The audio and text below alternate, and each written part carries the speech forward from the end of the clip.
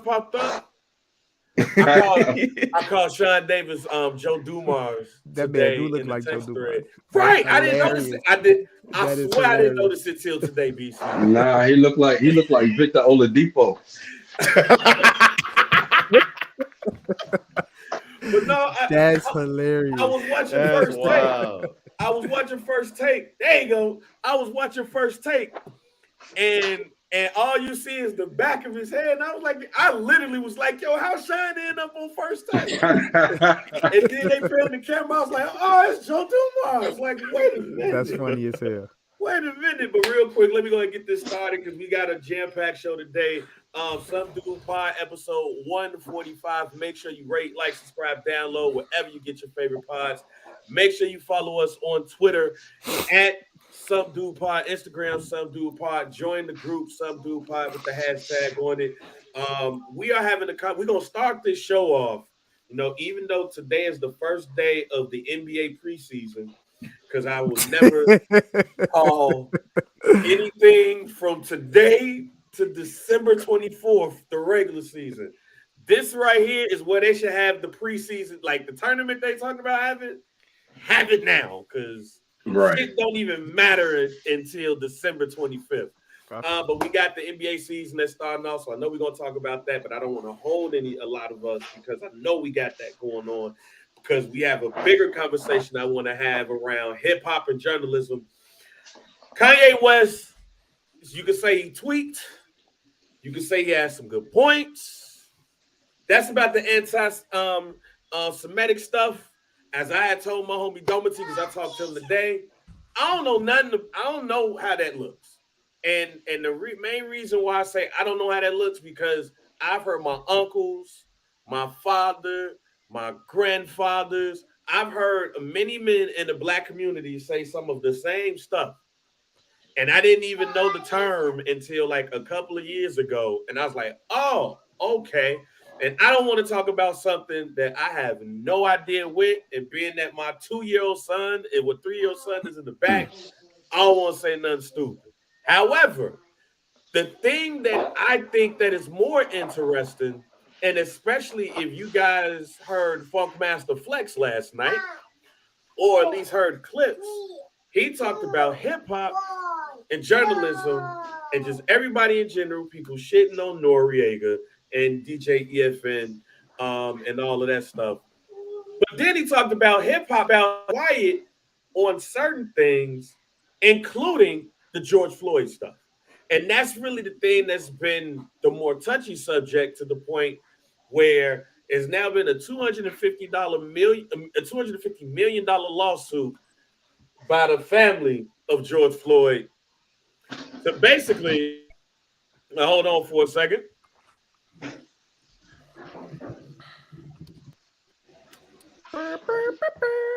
But George Floyd, that's my badass son right there. But you have that family suing Kanye for $250 million.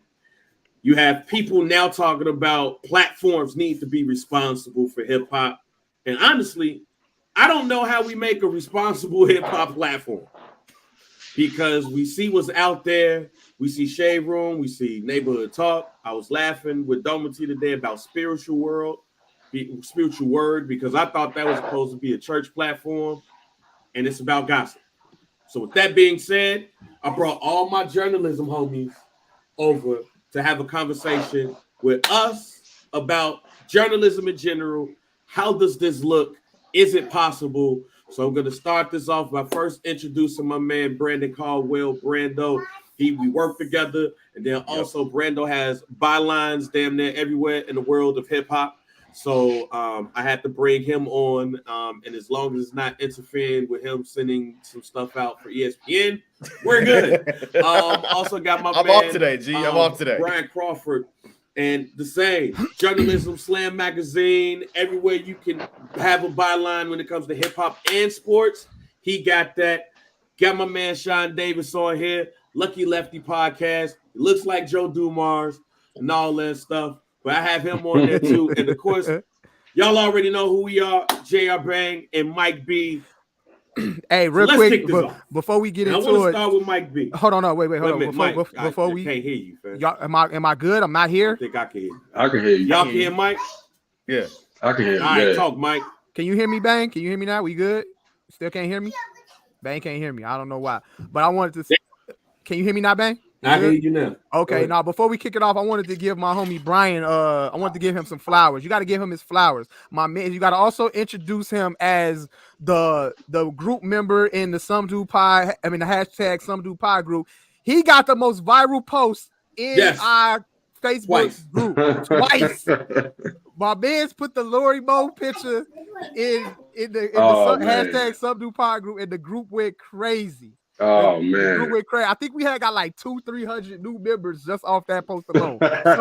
So Bryan, we appreciate you for that one. Especially people we didn't know that was talking shit, and all we had was flags. So what was the second one? What was the second one? Wait, did he have another one? I think it was two. I can't remember the first one. I think it was Coach Moses got the other one. No, BC got two. He got two. I can't remember the second one. Other one. I can't remember the second one, but the first one is Lori Moe. But he got two, and Coach Moses got one. Okay, I'll go back and research the other post, but definitely the Lori Moe with the St. Patrick's Day. St. Patrick's Day. Chief L'Oreal Moe. There we go. You know what I'm saying? The group went crazy, but yeah, man, appreciate all y'all for you know what I'm saying, hopping on here with us, man. Appreciate y'all. You know what I'm saying? Coach Moses is in the building in the chat as well. So let's start this off because I feel like Black people are in a conundrum right now, and I put it up on Facebook because I think it's a very interesting conversation where Kanye West says that George Floyd died because of fentanyl, but not because Derek Chauvin's knee was on his neck. We know what the coroner says, but we have so many people that love Kanye West, right? So if you love Kanye West and you hear him say how George Floyd died, it's like, oh, maybe he didn't die in the way that we thought, except the medical examiners and the court said this is how it happens. But then, if you support him, it's like, all right, I believe him. I believe Kanye. But we all know what everybody was doing when George Floyd died and what happened afterwards. In Minneapolis, Minnesota, and everywhere. They burnt down the police station out there.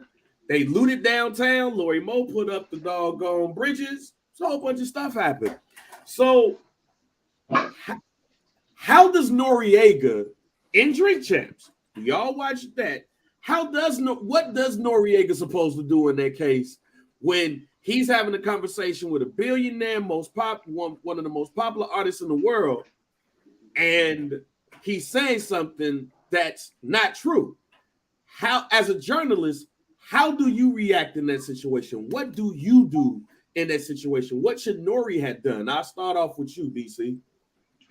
I think when it comes to Kanye West, like, you can't really police anything he says, right? So when you go into an interview with him, you have to expect him to say just something completely wild and completely left. You know what I'm talking about? So, the George Floyd thing, I think that shouldn't even really be given a whole lot of weight because he said he saw that on Candace Owens' documentary.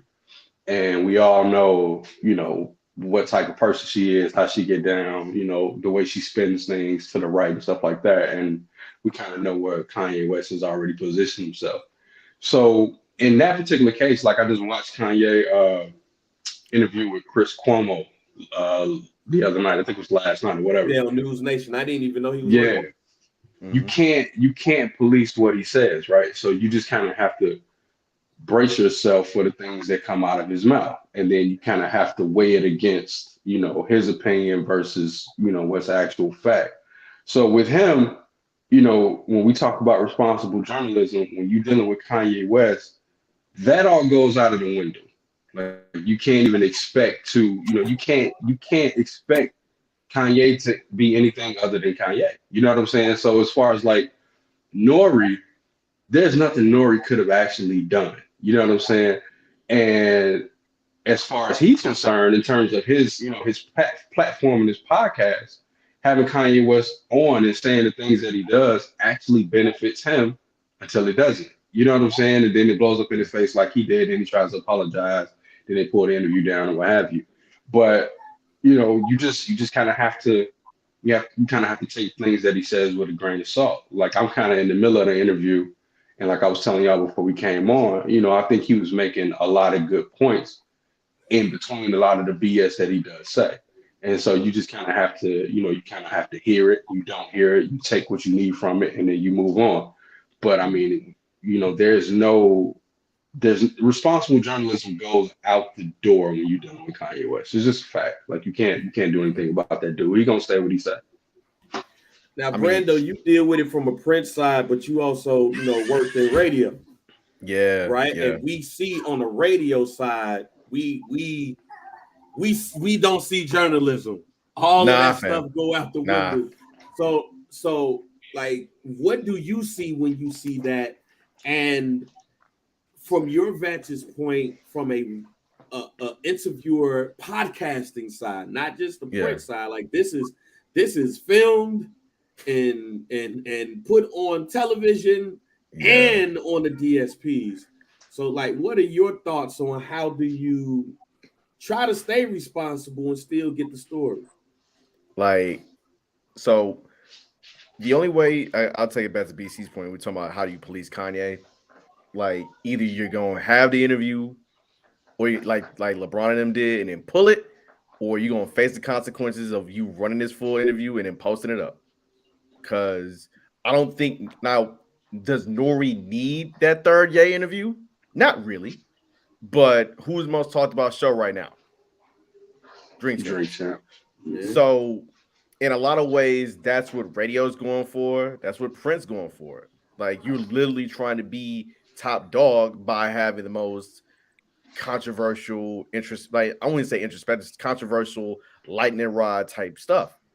Because I could say, Rolling Stone did a beautiful, harrowing piece on like the life and legacy of Young Dolph, but you wouldn't know a damn thing about it because everybody talking Ye. Mm-hmm. And and basically how Ye is basically the guy in terms of controversy and how controversy creates cash in a way. So from a radio perspective, I knew exactly what it was going to be. Like, he's going to say some off the wall stuff. Somebody's going to clip it, put it on social, get the conversation going. Then you'll get the long run interview, and then, like BC said, he may be making some salient points in the course of a 3-hour interview, but like that first 5 minutes, the inflammatory stuff is like, oh, that's when you make your first opinion on. Mm-hmm. Even from a print standpoint, that current hip hop journalism ain't really about, oh, let me do some hard digging, let me do some hard journalism, hard conversations with people, because people at the end of the day, they want their access to these artists. Like that's what Flex was getting at last night. People want the access. If you don't have the access, you feel like, dang, am I really in this? Right? Mm-hmm. So from a larger perspective, it's a matter of just saying, like, how much do I have to put my morals and what I truly feel and care about to the side? Because when you in this, you basically serve one thing, an audience that is going to be like, yo, we want to read more Kanye. We want to hear what crazy thing he'll say next. Because hell, I can flip that to working at ESPN. Like, Moggs, thank you. This is what happens when I love Chicago niggas. I use Moggs like it's nothing. Moggs be complaining about, y'all talk about the Yankees too much. Y'all talk too much Cowboys. Y'all talk too much ESPN. I got numbers and charts and data that show you look and you pay attention to when we talk about the Yankees, the Cowboys, sometimes the fucking Dodgers, and LeBron, right? Mm-hmm. So how are you to tell me how to run my business or run my media entity if all you care about are the things I give you? The things you want are the things I give you. So I'm glad that you said what you said, because it's a great segue to Sean, because Sean podcast is around Notre Dame football. And we by the way, I don't even want to cut you off, Bang. Sean,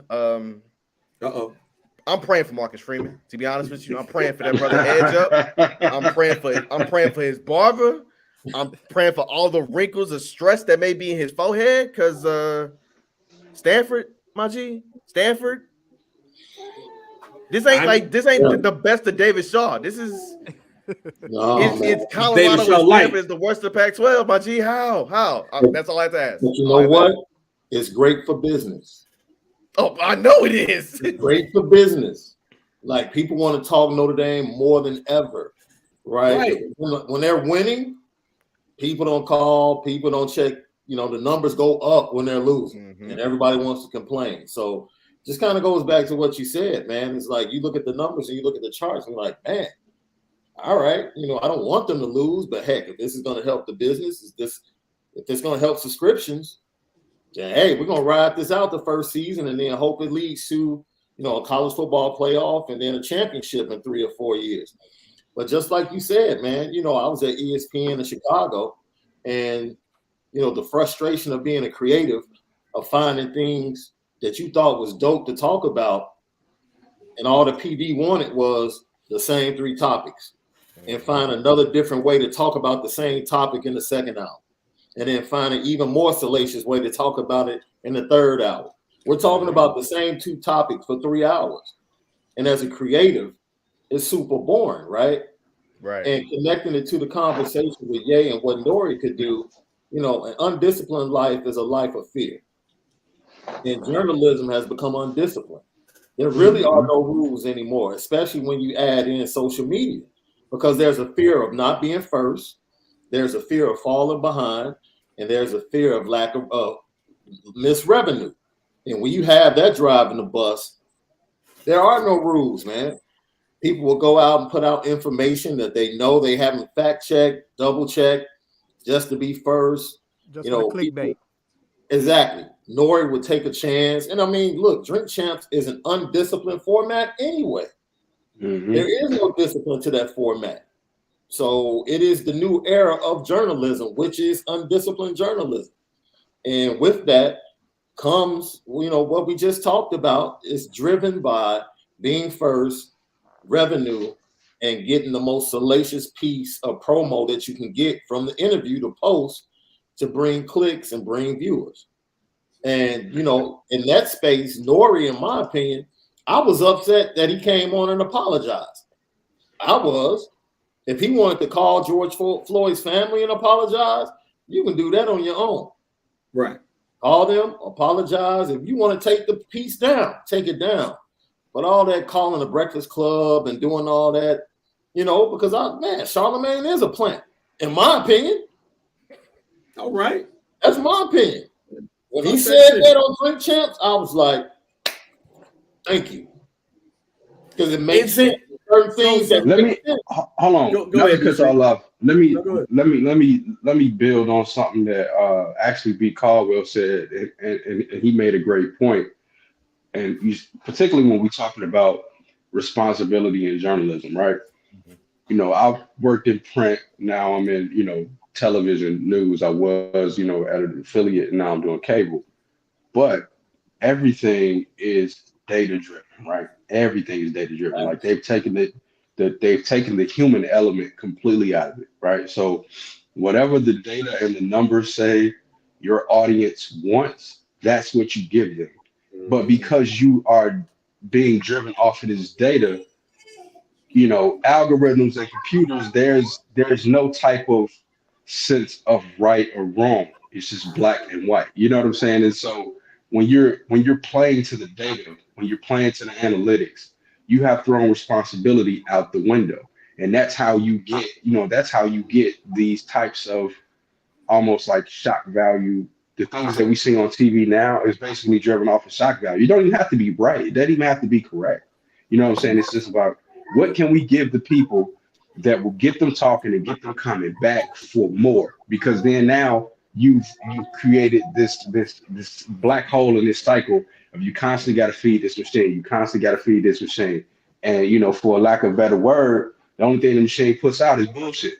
And that's all people want to hear. You know what I'm saying? So like the facts and the truth don't even matter anymore. Like that's gone. So when you start getting into the analytics and the data side of it, which is basically which the company I'm at now takes a different approach to that. They don't really play to it, which I appreciate, particularly like Sean said, as a creative, but everybody else does. And so that's how you get this type of stuff. And that's how you lose the responsibility, particularly to your audience and your listeners. Yeah. So when it comes to hip hop, like how, like just to get straight to the point, I mean, how do you make a responsible, quote unquote, hip hop platform when, if we look at the numbers, if we look at social media, we look at what accounts people follow, so on and so forth, everything is about Messi. How do you make a responsible platform? It's impossible. You can't. There's no such thing. Hip hop as a medium, as an art form, is irresponsible as it is. We promote violence, we promote drug use, we promote, being a slut, we promote being a hoe, we promote everything that is irresponsible in life, and we glorify it, we pay people for it. It's impossible. You can't have responsibility in hip hop journalism because responsibility requires people to tell the truth. And we know hip hop is just full of lies on top of lies on top of lies. You know what I'm saying? Like, I was listening to this rapper Cyrus the Kid. He got this song called Rico. And he said it's easy to convince the world that you're a gangster, but it's hard to convince the feds that you're not.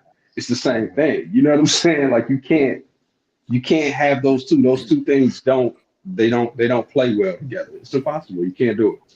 They don't. Like, Mike? I can literally tell you, Okay. like, my time. No, go ahead. Yeah, no, my time writing for one outlet, which I just like quit like not too long ago, is like you try to give like, a good, I don't know, 50-60% of like actual, like, hey, must say so and so is doing great, or they're like putting out something like positive, or it's like a big retrospective, right? Nah, I don't care. Must say, hey, this video with looks like Ice Spice maybe urinated on a dude on stage. Right about that. You're like, but that ain't even Ice Spice. I don't care. People think it's Ice Spice. Right about it. I'm like, why? Like, Right. who really gives? Who does this help? Right? Why do I have to be messy in order to like get this up? Right? I know people who literally quit writing about hip hop journalism because all they had to write about was beefs and death. Like, that messes with your psyche 100%. Because if you are literally trailing and writing about death all the damn time, like, your emotions go like numb. You're just like, you don't care no more about it, right? Mhm. And for a lot of platforms, I see people trying to like straddle the line a little bit, like trying to just report on certain things. But at the end of the day, hip hop journalism is nothing but a bunch of aggregators in the first place. G, like, everybody's chasing the same tail, going left, right, side to side. Like, they gonna have the same Instagram embed from the Shade Room or the Neighborhood Talk.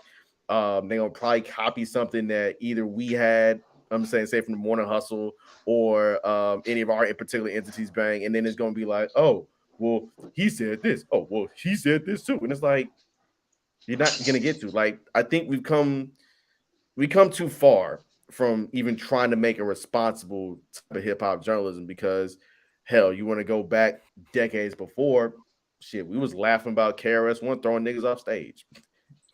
We could have we picked sides during the East-West feud. We when we heard stories about Vanilla Ice being dangled off a goddamn balcony about Suge Knight, we found that funny too. We find humor in dark shit. And I don't think you can't put, I say, once the genie's out the bottle, you can't put it back. Mm-hmm. And if you want to people try to like be on Nore, make him like responsible, like what is the concept of Drink Champs Scream's responsibility? We talking about niggas sitting around each other getting drunk as fuck for hours. You hit that like right they had there. Lamar Odom on there. Lamar Odom literally almost died. Yeah, I ain't gonna lie. That was the only time I ever watched Drink Champs and was like, I don't think this person belong on Drink Champs. Like, you, at least I'm gonna say, at some point you gotta look at your guests and be like, yo, this ain't it. This ain't it. You know what? I'm glad you said Lamar Odom. Did y'all see the interview with Shannon Sharp?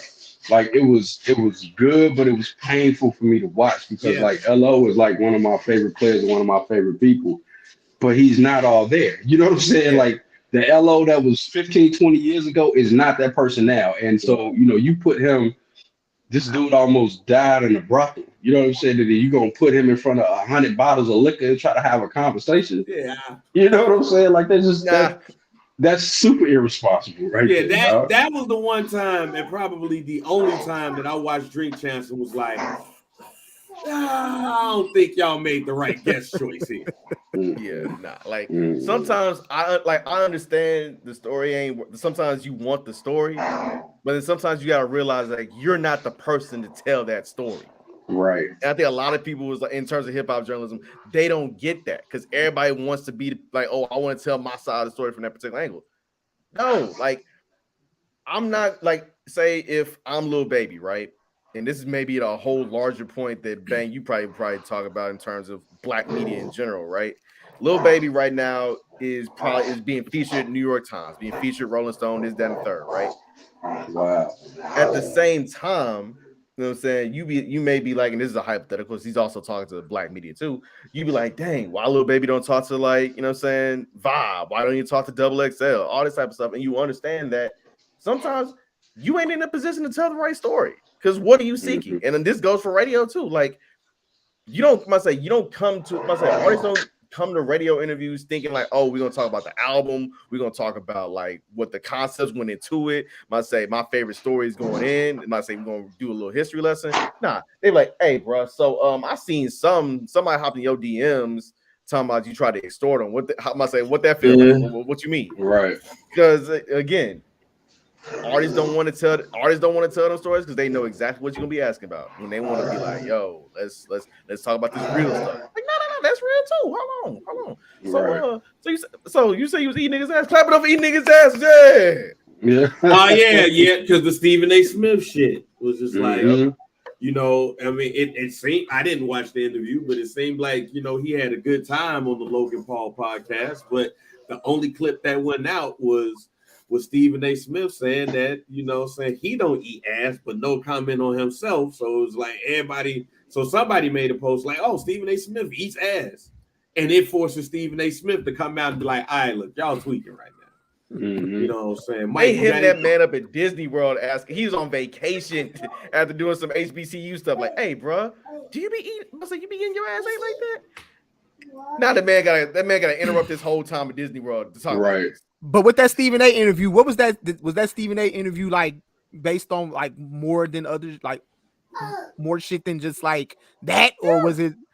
See, that's the point right there, bro. It's the clickbait, bro. Like that's the clip that you want to be like. That's the clip you bring in, the clip you put out there to reel them in for the interview, and that's irresponsible right off the gate, right there. But as far as like Kanye West, though, I want to say before I even give my opinion on it, is that when it comes to Kanye West, I'm at a point where me personally, when it comes to Ye, if it's not about music, his music in general, like specifically, I don't even care. I'm not gonna watch an interview. Like none of the little clips are gonna reel me in at this point, because for the past 3 weeks, like he's been on a social media tear saying a bunch of reckless ass shit. And Nore found the opportunity because he seen him doing interviews. So Nore was like, all right, fuck it then. Shit, he could come over here and talk reckless all he wants. Nore knew exactly what he was doing when he got called Ye and said, yo, come over here to Drink Champs. G. Like, talk all of that reckless ass shit over here, bro. You know how we get down. Like, at the end of the day, it was all irresponsible. But when it comes to Ye, though, I'm completely like done with Buddy when he talks, unless it's about music. If it ain't about music, bro, I don't care, dog. I don't care. Especially when it comes to like if you're doing Drink Champs, because when he was on Drink Champs last time and he was going crazy on John Legend and going crazy on Big Sean and, you know what I'm saying, Talib Kweli and everybody like that, and had a hand in his career and elevating, you know what I'm saying? When he talked down on them, fam, that shit just blew me. Like, I stopped fucking with, that's what I was like, yeah, if it ain't about music, I'm good on Kanye, fam. So that's just my personal opinion when it comes to Ye and the media. When it comes to hip-hop journalism, responsible hip-hop journalism, when I think about hip-hop journalism that's responsible, I don't know if y'all remember, but the Sway interview that he did with Jay-Z and Nas after they was beefing.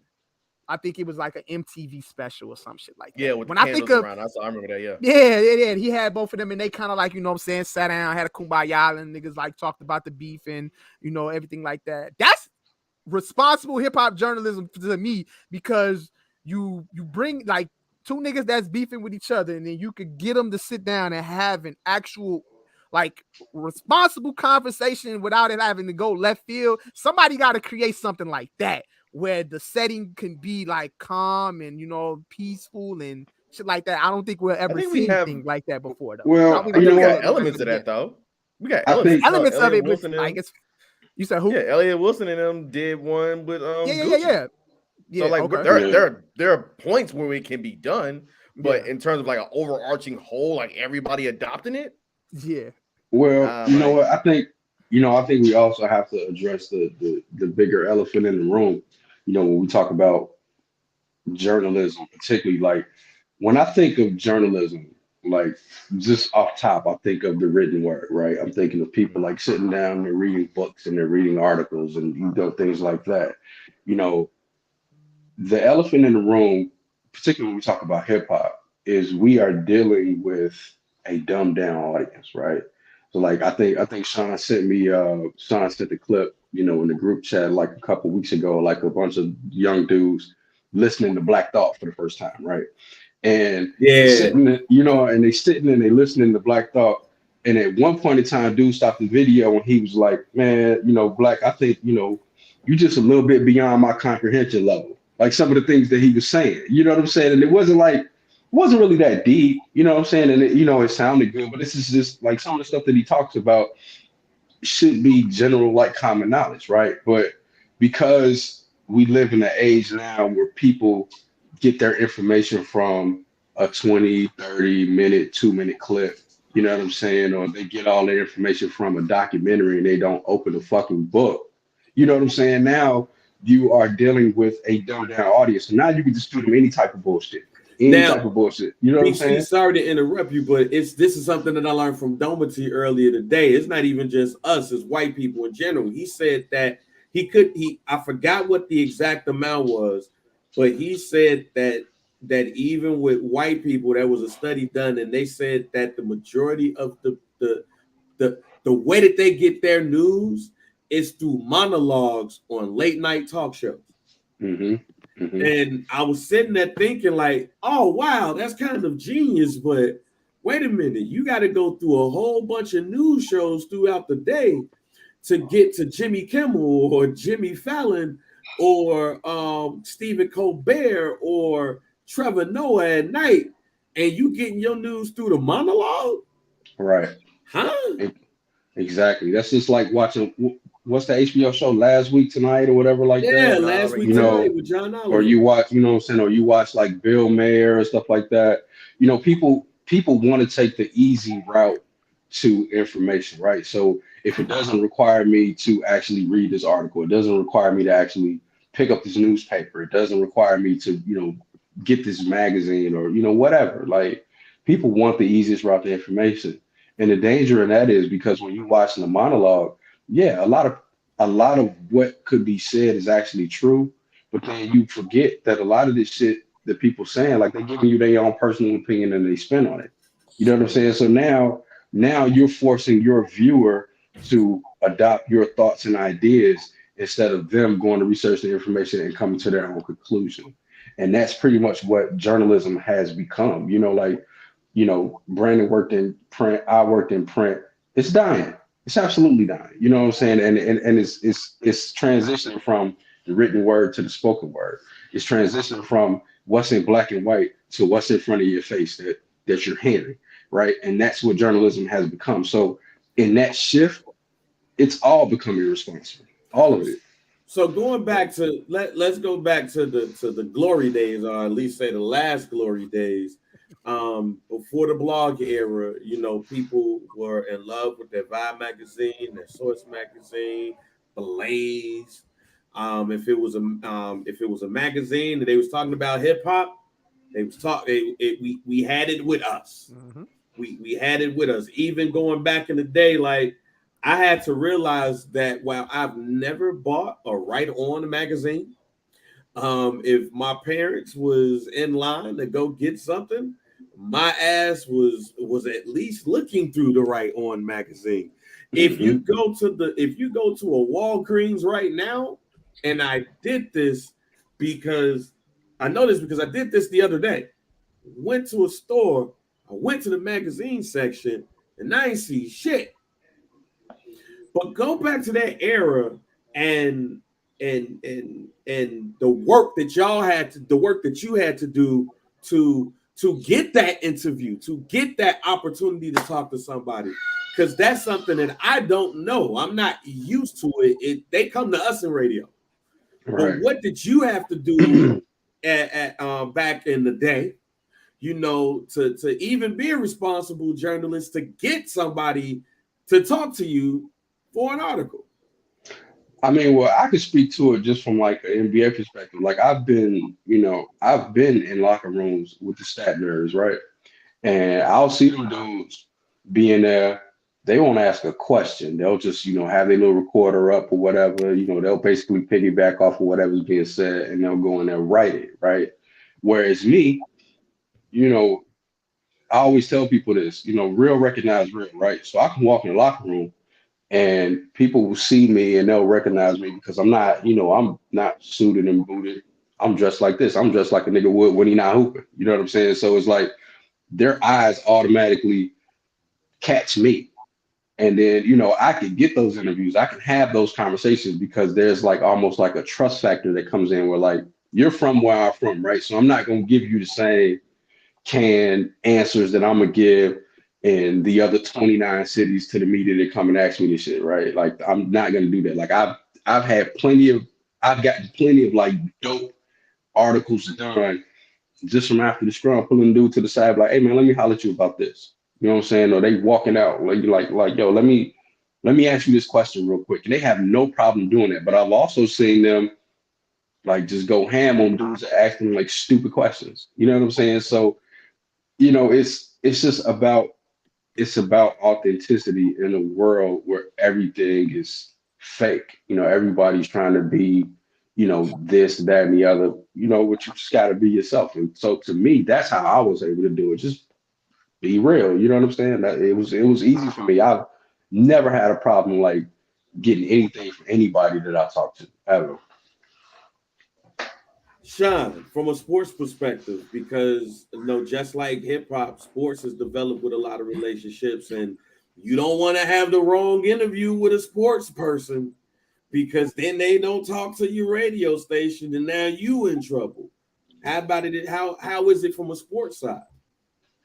Man, from the sports side, for me, when I came into ESPN, I was linked with Hood.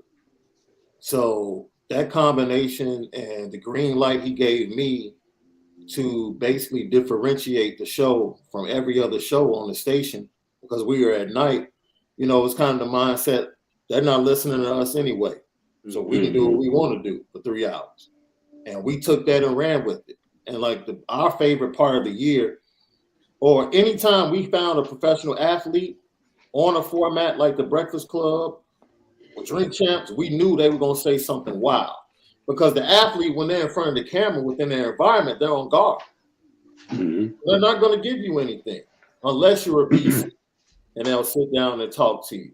Or unless you're like it's the Bigs, Terrence, and Eugene, the relationship they had with D Rose that other people never had when he was with the Bulls. That takes time and real recognize real, just like BC said. So the challenge is, and it's interesting because I would love to see what you guys think, because I think in some way, form, or fashion, guys like Nore and guys that are of the culture are trying to take responsibility for the stories of the culture, because they feel like those stories have been manipulated and used to prosper other people. I would agree with that, mainly because it's similar to what BC just said. Like, as things change, and Brando can speak more to this too, because Brando comes up in the blog era. He's the youngest person over here too. And he comes up in the blog era. That's how he makes that's how he made his way through this industry. So we do know that there were serious people, that took things seriously in the blog era. Yeah. But we also know that there were people that wanted to be a celebrity. They wanted to, they this was their only way of being somebody. So they bring their lame ass up in here and start writing stuff and everything. And then, rappers see that shit. You know what I'm saying? So So now in this era, just similar to sports, how sports players want to talk to sports players. So the pivot, starting with the Players Tribune, right, and then LeBron James and company with their joint, and then you start seeing the pivot. You start seeing I Am Athlete. You start seeing more and more platforms that are new media, right, where now I don't have to go talk to ESPN and I don't have to go talk to Fox. I'm going to talk to, and I don't have to talk to that athlete in that position, because even with that, you have people that think, oh, I got this job because I'm an athlete, but now I have to talk like X, Y, and Z. But now I could go to a new media platform, a podcast, and I could go talk to Brandon Marshall. I could go talk to Ryan Clark and Shannon Crowder and Fred Taylor. I could go talk to shit. Jacina Anderson got her joint with Fred Smoot now. I could go talk to an athlete about athlete stuff because they know what I've been through. They know what questions to ask, but they also know what questions not to ask. Well, that's also part of that shift, right? Because now your journalists, your quote unquote journalists, are athletes and rappers. You know what I'm saying? Like they don't they didn't have to go through what it is that we go through, right? Like, and just real quick, I want to give out some flowers. First of all, I want to give flowers to my man Bryan. Two people that came out the blog that I know deserve their flowers just on their come up. Brandon Caldwell is one, and Jesse Tinsley is the other. These two dudes, like for real, like they took it seriously. Like they took their platform, they took their lane, they got their foot in the door, and they ran with it. And they never gave the people bullshit. They always kept it straight. They always came from a good, honest place, right? So I appreciate that. But now when we have this shift where like me, you was talking earlier, like now you got Draymond interviewing people. Now you got Channing Crowder interviewing people. Now you got Richard Jefferson on TV. Now you got Kendrick Perkins on TV, right? Those dudes are taking opportunities away from real, actual journalists. And I'm not knocking nobody's hustle, but it just changes the dynamic of what this industry is, right? And so now, once again, you're not giving people truth. You're giving people biased opinion masked as truth. And then you have people who, when I talk about the dumbed down audience, they don't have the filter to be able to differentiate between these things. You know what I'm saying? They don't know that when they listen to and Charles Barkley was really the first one like started this, and like all Charles Barkley birthed like basically all of these dudes, right? But they don't, you know what I'm saying? They're not able to separate someone's opinion from actual facts, right? So that's why you'll see somebody, watching First Take or whatever, and then you'll hop on social media, and then you'll hear 1,000 people saying the same shit that they just heard, Right. regardless of if it makes sense or not. You know what I'm saying? Like, and it's like, and I'm that dude, but I've, like lately, like within the past 6 months or so, I've actually had to stay off of social media because I realized I'm not arguing with these people on their phones and their computers. I'm arguing with these niggas on TV. You know what I'm saying? It doesn't make any sense to me. Like it doesn't make any sense. I can't win that. You know what I'm saying? I can't win that. So it's like it's a lose-lose, man, because like I said, when people aren't able to differentiate fact from opinion, then we get into this whole other shit where where we find that, like I said, everything is irresponsible because now you're just feeding people content, not information. Yeah. And like you said, like the journalists, where's the space for them? Right? Because I know around 2014, I think there was a shift within Disney specifically where you saw athletes and lawyers really. Yeah. Mm-hmm. Like there really was no. That up close.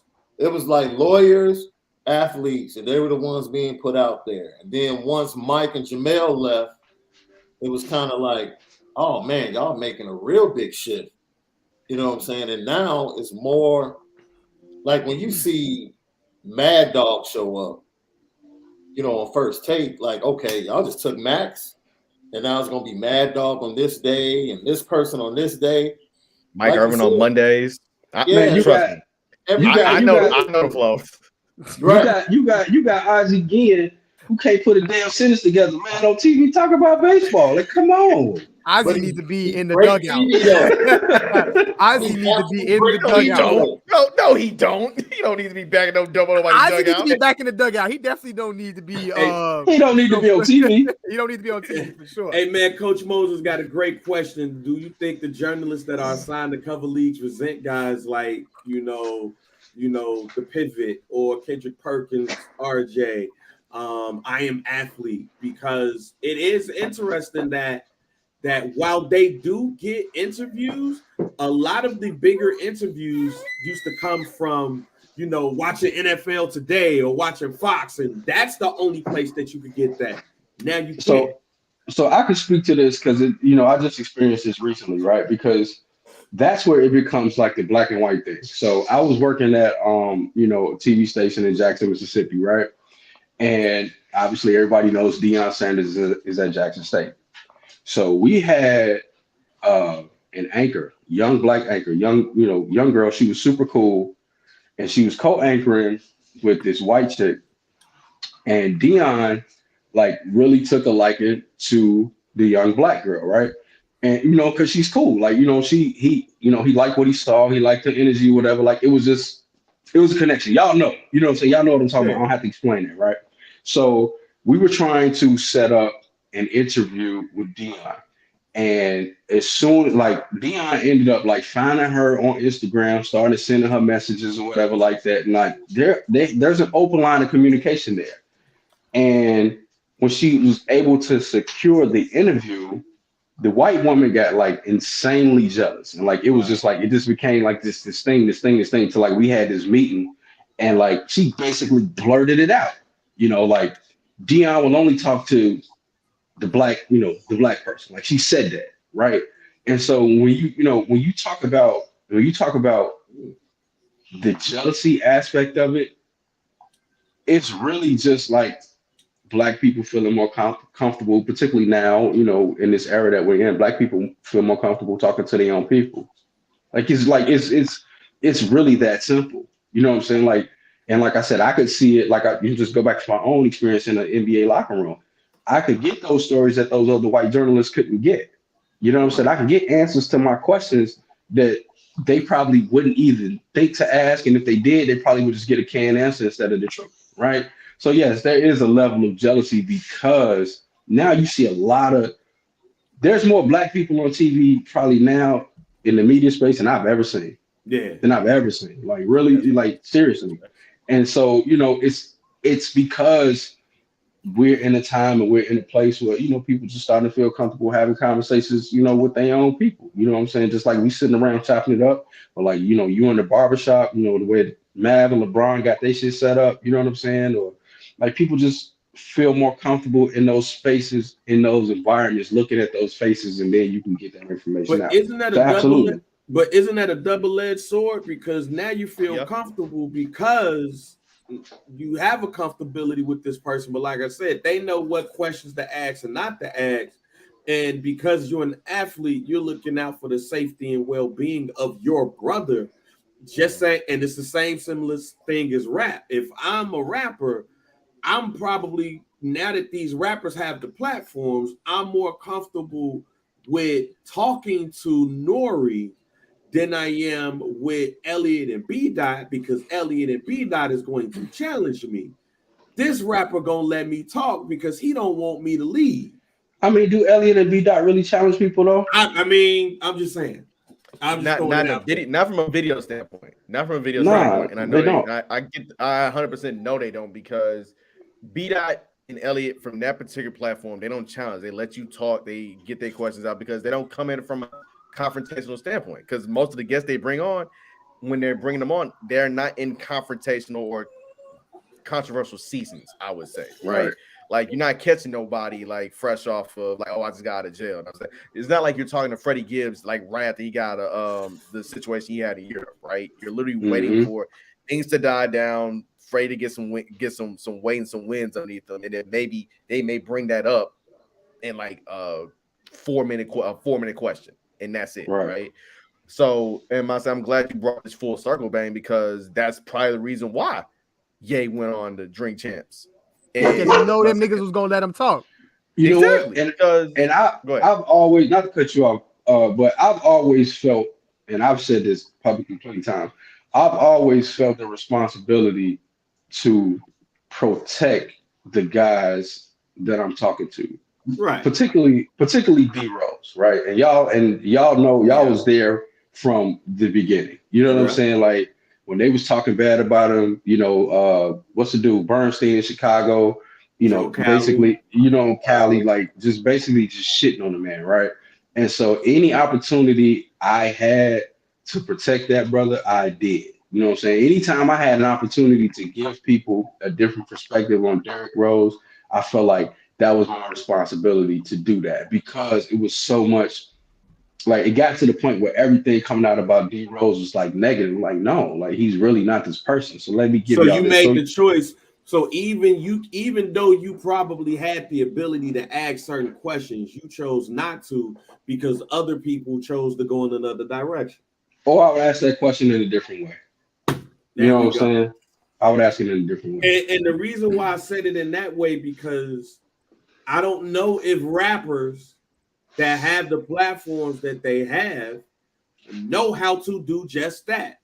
I'm not going to ask you directly, but I'm going to ask you in a way where it still protects you and it doesn't put you out there. So it's something that I even learned today, where while I don't blame Nore for having that interview, if he was a better interviewer, he would have been able to protect Kanye in answering questions the right way instead of just letting him loose, therefore putting him in the position the way he is right now, which go ahead.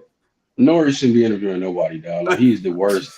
he is the absolute. He is the absolute. I mean, is it really an interview, or is it just niggas talking shit? It's niggas talking shit. But let me ask you this though, Bang: can Kanye be protected? He has to want to be protected. So it's kind of like. So I think Kanye. So say wait, hold on. Let me ask you this. So can I say, hey, Ye, I want to interview you, or hey, I want you to come on some dude. Me and Bang, we're gonna ask you this. We're gonna ask you this. We're gonna ask you this. Are you okay with just talking about this and kind of like just focusing on this? Like, I want to talk about music. Well, that's what you don't do. You might want to talk about. That's what you don't do. Yeah, that's what you don't do. That's what you don't do. But that's what you don't do. But the way that Tucker Carlson protected him. Tucker Carlson and Fox News protected him. No, Tucker Carlson did not protect him. Well, what Tucker Carlson did was he set up his questions to appeal to that Fox audience, right? Oh no, that yeah. What I'm saying is you leave shit on the cutting room floor. You're right. That's it. There's a lot of shit that was part of that interview that didn't come out. See, so what could have been done, and to protect him is cut some shit out, because you know that's gonna put heat on you, and it's gonna put heat on him.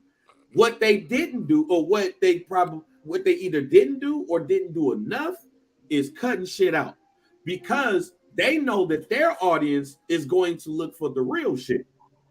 So if we watching Drink Champs and all of a sudden we see some edits, you're like, oh, get the fuck up out of here. Where's the other shit? But you could probably have a conversation with Kanye for an hour. But on Fox News, you can't put that whole interview up for an hour. What you can do is put up a couple of minutes, just like radio, put up a couple of minutes of that interview, a couple of seconds for that interview, and say, go to our YouTube channel or go to foxnews.com and you can get the full story. And it just so happens that some of now here's where he didn't get protected, because you can't tell me some random white person in Fox News is like, oh, you talking that anti-Semitic shit. Let me go ahead and send them joints out. Nah, somebody with the approval of people put out that other content, since he's under fire for saying that shit. Like, oh, this is what we said. This is what he said when we was with us. We just cut that shit out. I mean, you know, Kanye is probably one of the most uneditable interviews that you could ever have, because he says so much shit at the same time. You know what I'm saying? Like, he'll go from one extreme to the other. Like if you cut them out, you kind of almost lose the authenticity of everything else. So you gotta let them go. You have to let them go. That's why I said, if you're gonna interview them, you cannot say, all right, we're gonna ask you this, this, and this. No, you just sit that nigga down and you go. And then you take what you got and then you run with it from there. Like it's just one of those things. Like he's one of those people where you taking the risk anytime you sit down in front of him and put a camera in his face, particularly like if you got a large platform. And you know this because on the one side, yes, it's going to generate a lot of views. It's going to generate a lot of conversations. It's going to drive a lot of traffic to your site. But then on the other hand, he's going to say some things that make people like, oh, well, why would you have him on your platform when he's this, that, and the third? You know what I'm saying? So it's like it's a catch-22 with that. So look, the question of the day is simple. How does a responsible platform for hip hop look? And most notably, does hip hop need a 60 minutes? Hip hop is going into their 50th year of existence.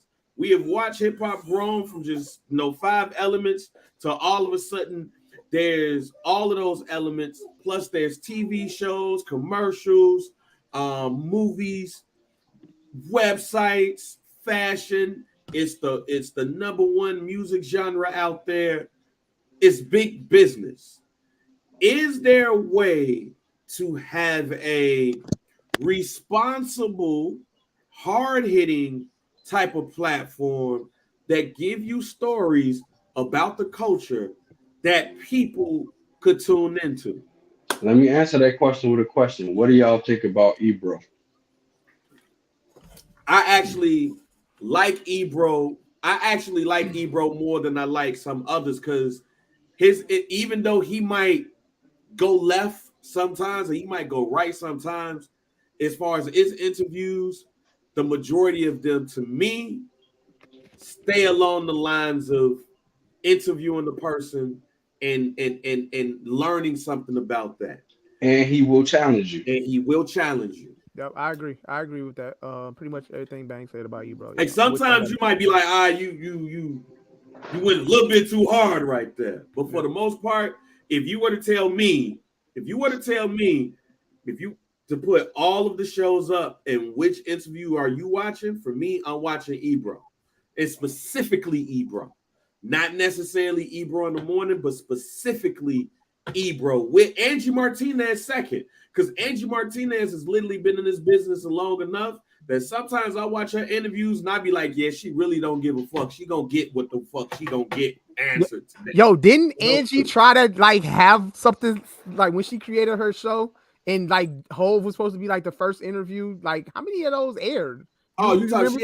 But that was Hip Hop Untold Stories. I don't count shit like that. Okay, is that I'm talking Yeah, I think no, because to Mike's point, I think she has it with the first actual guest she had on that particular style of platform was Lauren London, and I was like Lauren London's first. That's a podcast.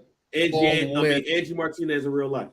Okay. Yeah, her first long feature length interview about love and losing Nip, who is as you can see above. Yeah, I mean, matter of fact, Angie Martinez is our Barbara Walters. Yeah, 100%. She's our Barbara Walters. She's gonna give us that. And it's almost like saying, and I hope it don't sound blasphemous, but the closest to Ed Bradley we gonna get in hip hop is probably Ebro. And that's the reason I asked that question when you talk about responsible journalism in hip hop. I don't agree with Ebro. I probably disagree with Ebro more than I agree with him. Mm-hmm. But I will say that I respect Ebro because when he gets these people in front of him, he doesn't fan out. You know what I'm saying? It's not he's not taking the backseat to the fandom. It's I'm really taking this serious, right? So you have to have somebody like that. You got to have an Ebro. You got to have an Angie who will sit these dudes down, and they just not gonna tolerate the canned bullshit. They're gonna get right to it. You know what I'm saying? And that is what you need.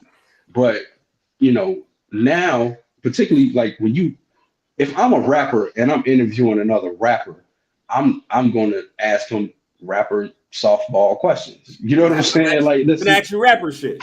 Yeah, rapper shit. You know what I'm saying? But you know, Ebro doesn't do that, right? Like, and like I said, he'll challenge you. He'll go back and forth with you on a lot of things. And so you kind of have to have that person who has that discipline to stick to what the job is. And I think a lot of times, you know, when you got, like you said, these new media, they don't know what the job is when it comes to journalism. And so that's why you get, you know, that's why you get a lot of this dumb shit that we got floating around out here. Yeah. So from a who's perspective, because I remember, I maybe say it was like a month or so ago, right? Ben Simmons was on JJ Redick's podcast. And God. I wondered, would there be any pushback per se?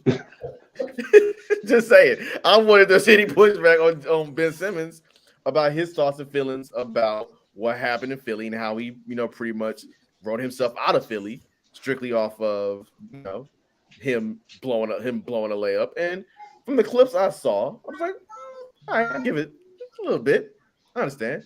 But I think, again, it boils down to access. Like, I think both athletes who are in quote unquote new media, they understand we need the access aspect, right?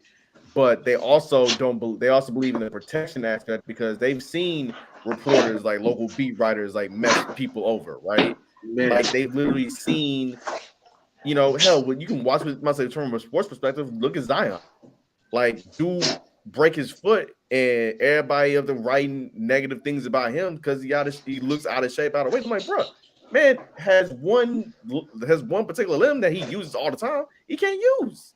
Of course, he gonna look a little bit. He gonna look like. Of course, he gonna look like Bang. I mean, I wasn't gonna say that. You know what I mean, you've been getting your fitness in, G. I ain't gonna. I have. Yeah, you know what I'm saying. Shouts out to Urban One and Future. You know what I'm saying. All right, so let's play fantasy mode because I know the NBA on. I just want to get y'all predictions and then we go from there. All right. If you can have 60 minutes, who is your 3 hosts? Meaning these are the people that we all know that we respect and love to talk about the culture that we know and love today. I'm gonna start with you, Sean. That's a tough question. Super tough. Now, just out of respect, like when like how 60 Minutes come on, like I'm Ed Bradley, I'm Anderson Cooper. Like, Angie would definitely be one, right? Just for the longevity and just who she is in the culture, the respect she has with people within the culture, Angie would be one. You know, I would consider Ebro, but from spending time on the West Coast, I've actually become a fan of Big Boy and the way he interviews a lot of cats. Big Boy make niggas cry. Big Boy would be in the running. But then in the same breath, I would actually use somebody from, I would use Angie, and then I would get somebody like Sway, and then I would get somebody from the new era. Okay. And cover all bases. So I would say like Angie, Sway, and I don't know if I would go as far as Nore, because like you said, I would still want to have somebody that could give me a responsible interview in a sense. For the sake of it, I'll just throw out Talib. Boo! Okay. Fuck that nigga, man. Yeah, thank you. That's gonna be my response. You put me on the spot. I'm trying to find somebody that has a podcast. He gonna see this and he gonna start tweeting every last one of us that said boo. So I'm gonna move on. Nah, he can't even do that. He blocked. He banned from Twitter. He can't do that. Oh, he was all on my homie Grade A Plus Instagram, just calling him some bad thing. But man, three summers ago, I got it with Talib Kweli, man, on Twitter. I will refuse to listen to that nigga music, man. I remember that. You're one of like 4 people I know who got into it with Talib Kweli. It was you, Kent from the Port, somebody I can't remember who else, he's just not a very approachable, like common sense guy. Brando, who you got? Who's your 60 minutes? My 60 minutes, even though this conversation right now, you got 5 brothers, you got 5 brothers on for like the sports reporters, no bullshit. Shit. So Angie and Sway are definitely like my 1-2. I probably throw Elliot Wilson in there because of his longevity and kind of like his evolution from print to the blog era to podcast, video work, etc. If I needed somebody from the South, I'd probably get Tigger in a sense from an Atlanta perspective, and also like he has that cachet with BET and Rap City. And I think you need a wild. I don't want to say you need a wild card 5, but shit, I may regret even saying this too. You may need Charlemagne on there. I would not put Joe Budden on there, but you may put Charlemagne on. You may need Charlemagne on there. And the only reason why you need Charlemagne on there is because somebody gonna say something slick, but he has at least 4 people around him, a solid 4 people in terms of Sway, Angie, and Tigger. They at least must say, yo, this is a totally different level. Like I know how Comedy Central wants you to do, I know how Breakfast Club wants you to do. Not here. This is not here. Right. Right. BC, who you got? We got to pick 3, right? Pick 3. I'm gonna go with Ebro.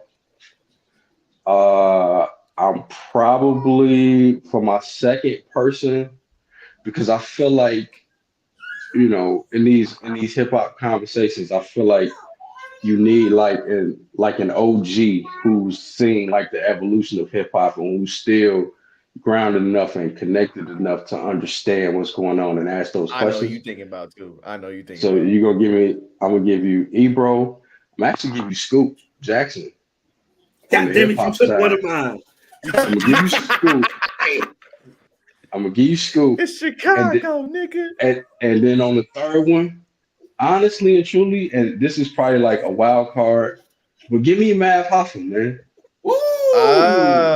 That's a good one. Give me Mav Hoffa. Give me Mav Hoffa because I think Mav is a people that any rapper gonna sit down and they gonna respect him off rip. You know what I'm saying? And like he's gonna get that respect in the gate, and he gonna get answers to his questions, right? Yeah. So those are my 3. You know, give me Scoop to moderate it.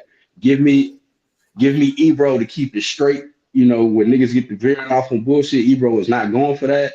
And then just give me Mav because I know he gonna get right to it. Hell, Mav literally got the longest soundbite out of Tony Ayo I've heard since Dawson Felon. Since let's see, since I Know You Don't Love Me, since them G Unit mixtapes before he got locked up. Yeah. Mm-hmm. Who you got, Mike? I got Big Tigger because I lived and loved Rap City. I'm gonna go Sway. I want to say I want to throw Ebro in there, but I'm gonna say Elliot Wilson as well. So my 3 would be Tigger, Elliot Wilson, and who did I say? Big Tigger, Elliot Wilson, Sway, and then got to throw Angie Martinez in there as well. I am not a Sway fan. I'm really not a Sway fan. Hey man, I like Sway, but Sway gave me the worst advice that I could have gotten at that time. What was that? So it was funny because when everybody was out at the hi Ma, how you doing? That upright Ma, I need you to go that way because I'm it's like a party going on at the house, fam. Like, hey.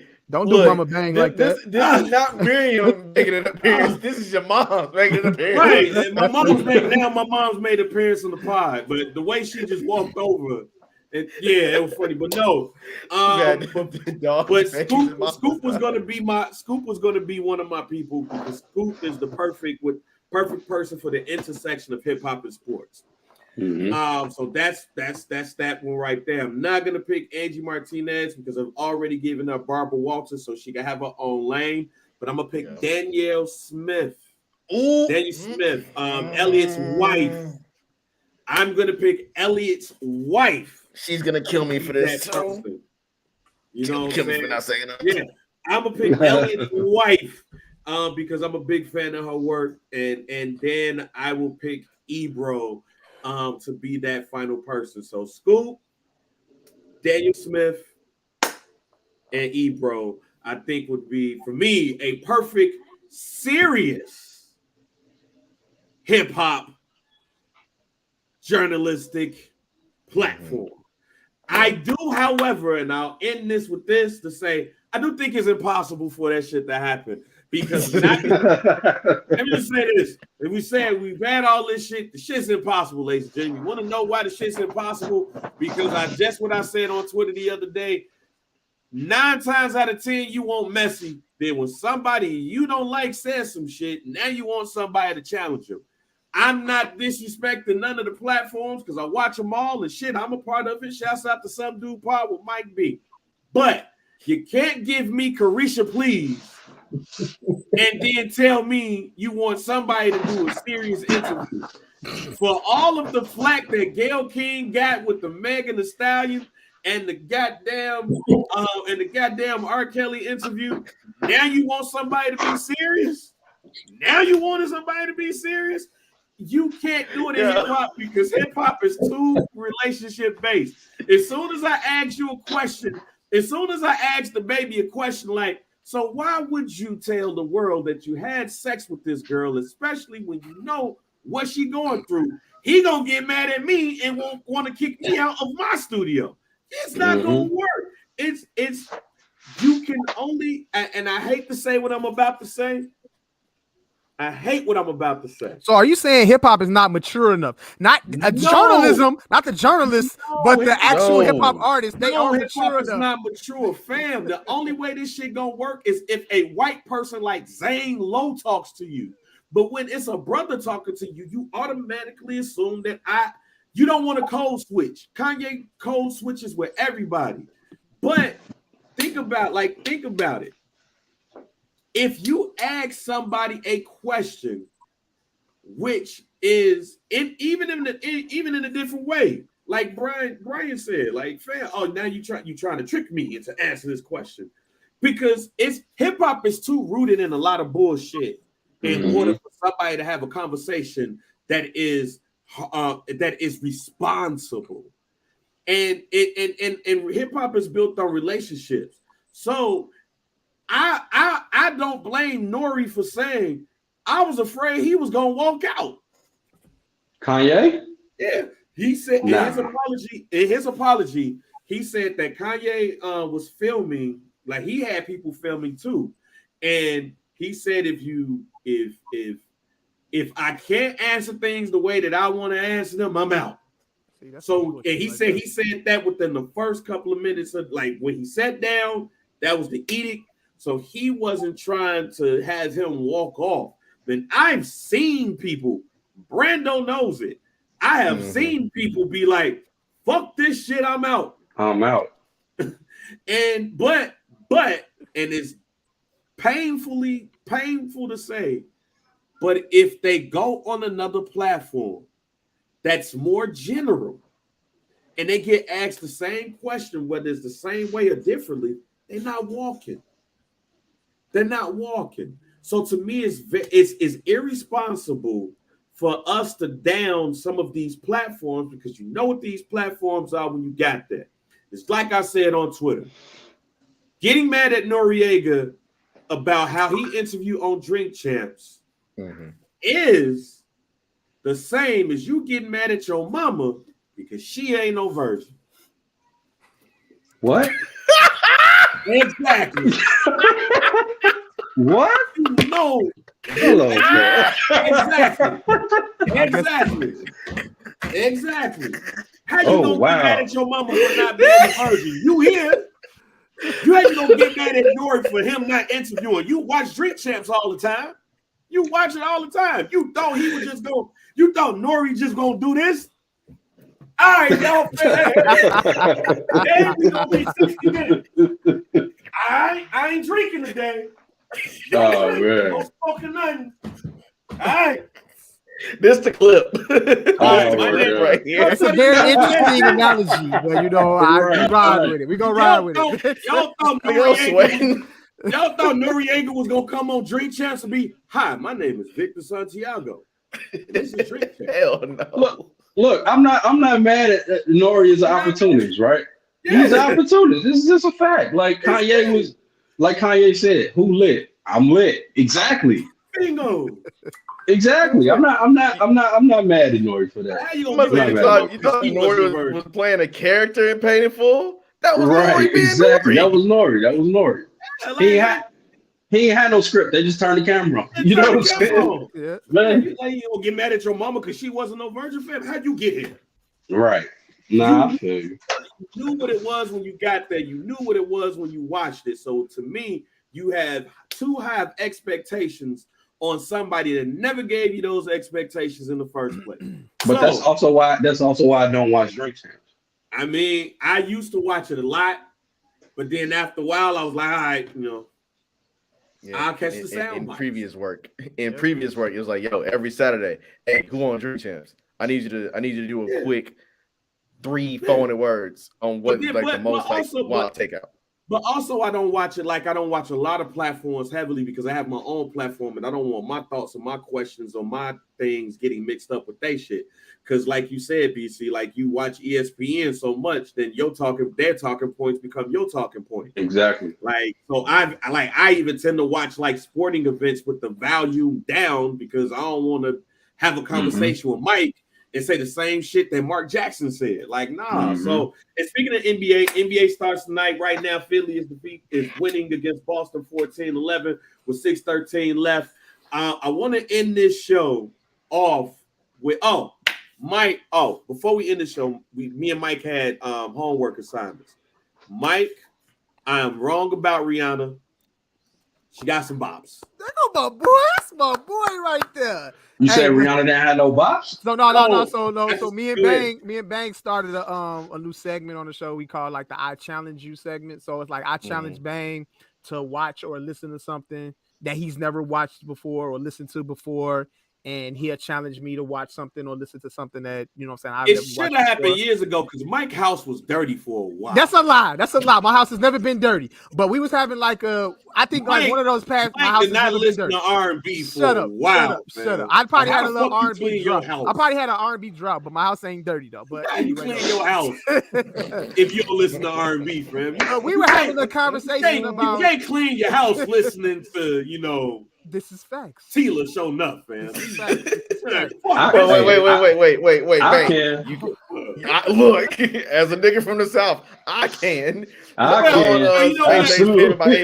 what? BC and you, as you from the South, and BC has spent a considerable amount of time in the South. But you can't be up in the house with just cleaning your house to just the Southern nigga playlist. Fam. Yeah, there's gonna be some missing crevices around, fam. You fuck. Since we've had that conversation on the pod, I definitely, got to clean the dishes. My R&B intake has been like, through the roof since. Right, he started listening to Anita Baker, and his house was spotless. Facts.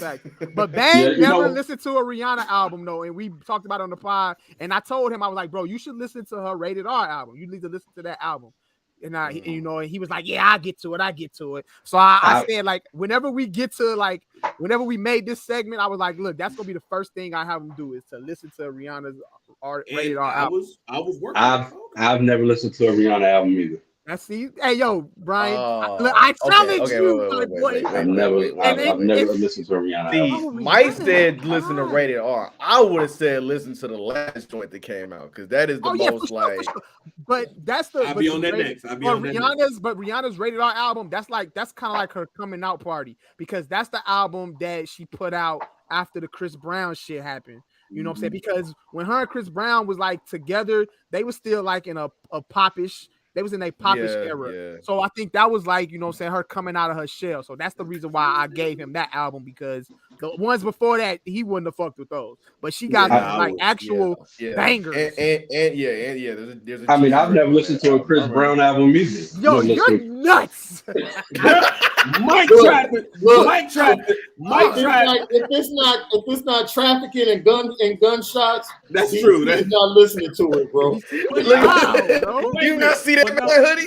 But no, Mike tried to tell me about the vocal skills of Chris Brown. I'm like, I was trying to tell you he had. I didn't say he was like a great As long as I've known singer. Bryan Crawford, no. This is an Eddie Mason that can tell you, no. That man listens to more Freddie Gibbs than I do, and I'm like, damn. Hey, BC, everything ain't hardcore, bro. You can listen to some Chris Brown, bro, and still be manly. It's cool. I listen. Don't get me wrong. I listen to R&B. I just don't listen to the new R&B. That's all. I'm cool. See, I'm cool with that. That's all. Cool That's all. that. Even though I do have some I do have some favorites that I mess with.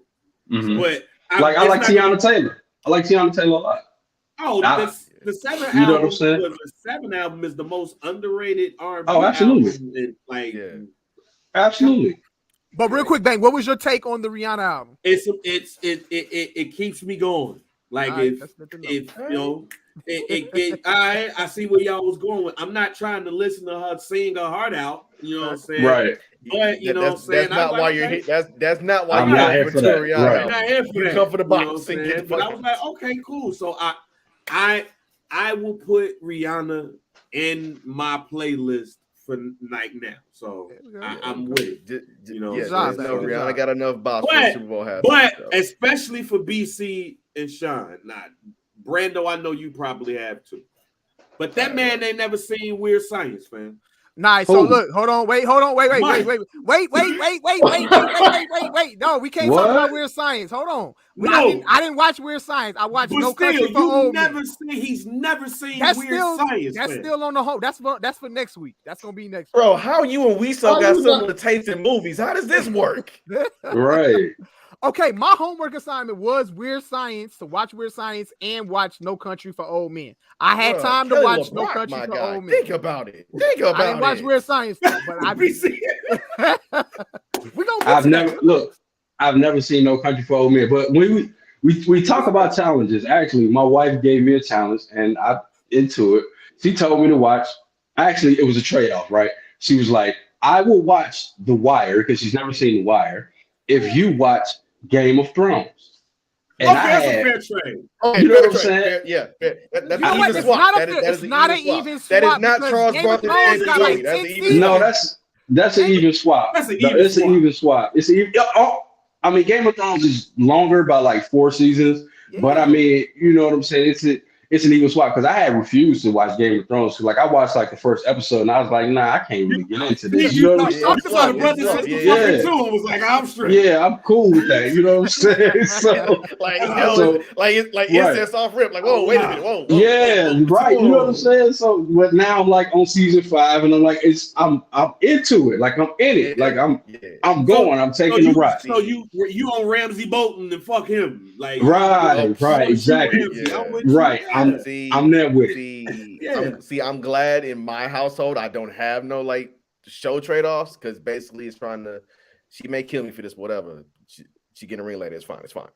So when me and my girlfriend started dating, I had to ask her like, "Yo, myself, you know how in a relationship you start like making like one-liners related to black movies," and she was like, "I don't know where you got that from." I was like, "So you ain't never seen Juice? You ain't never seen Menace to Society?" She's like, "No." I was like, "Wow, I don't know if this is gonna work." So I had to make a whole black movie playlist. Ooh.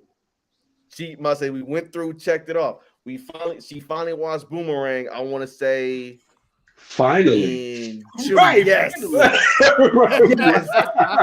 Again, she grew up real secular. Her mama was real damn weird. Okay. All right, I got you. Okay. Because you heard about the story you watching Boomerang at my auntie's house, who's very that was the worst thing I did in my young life.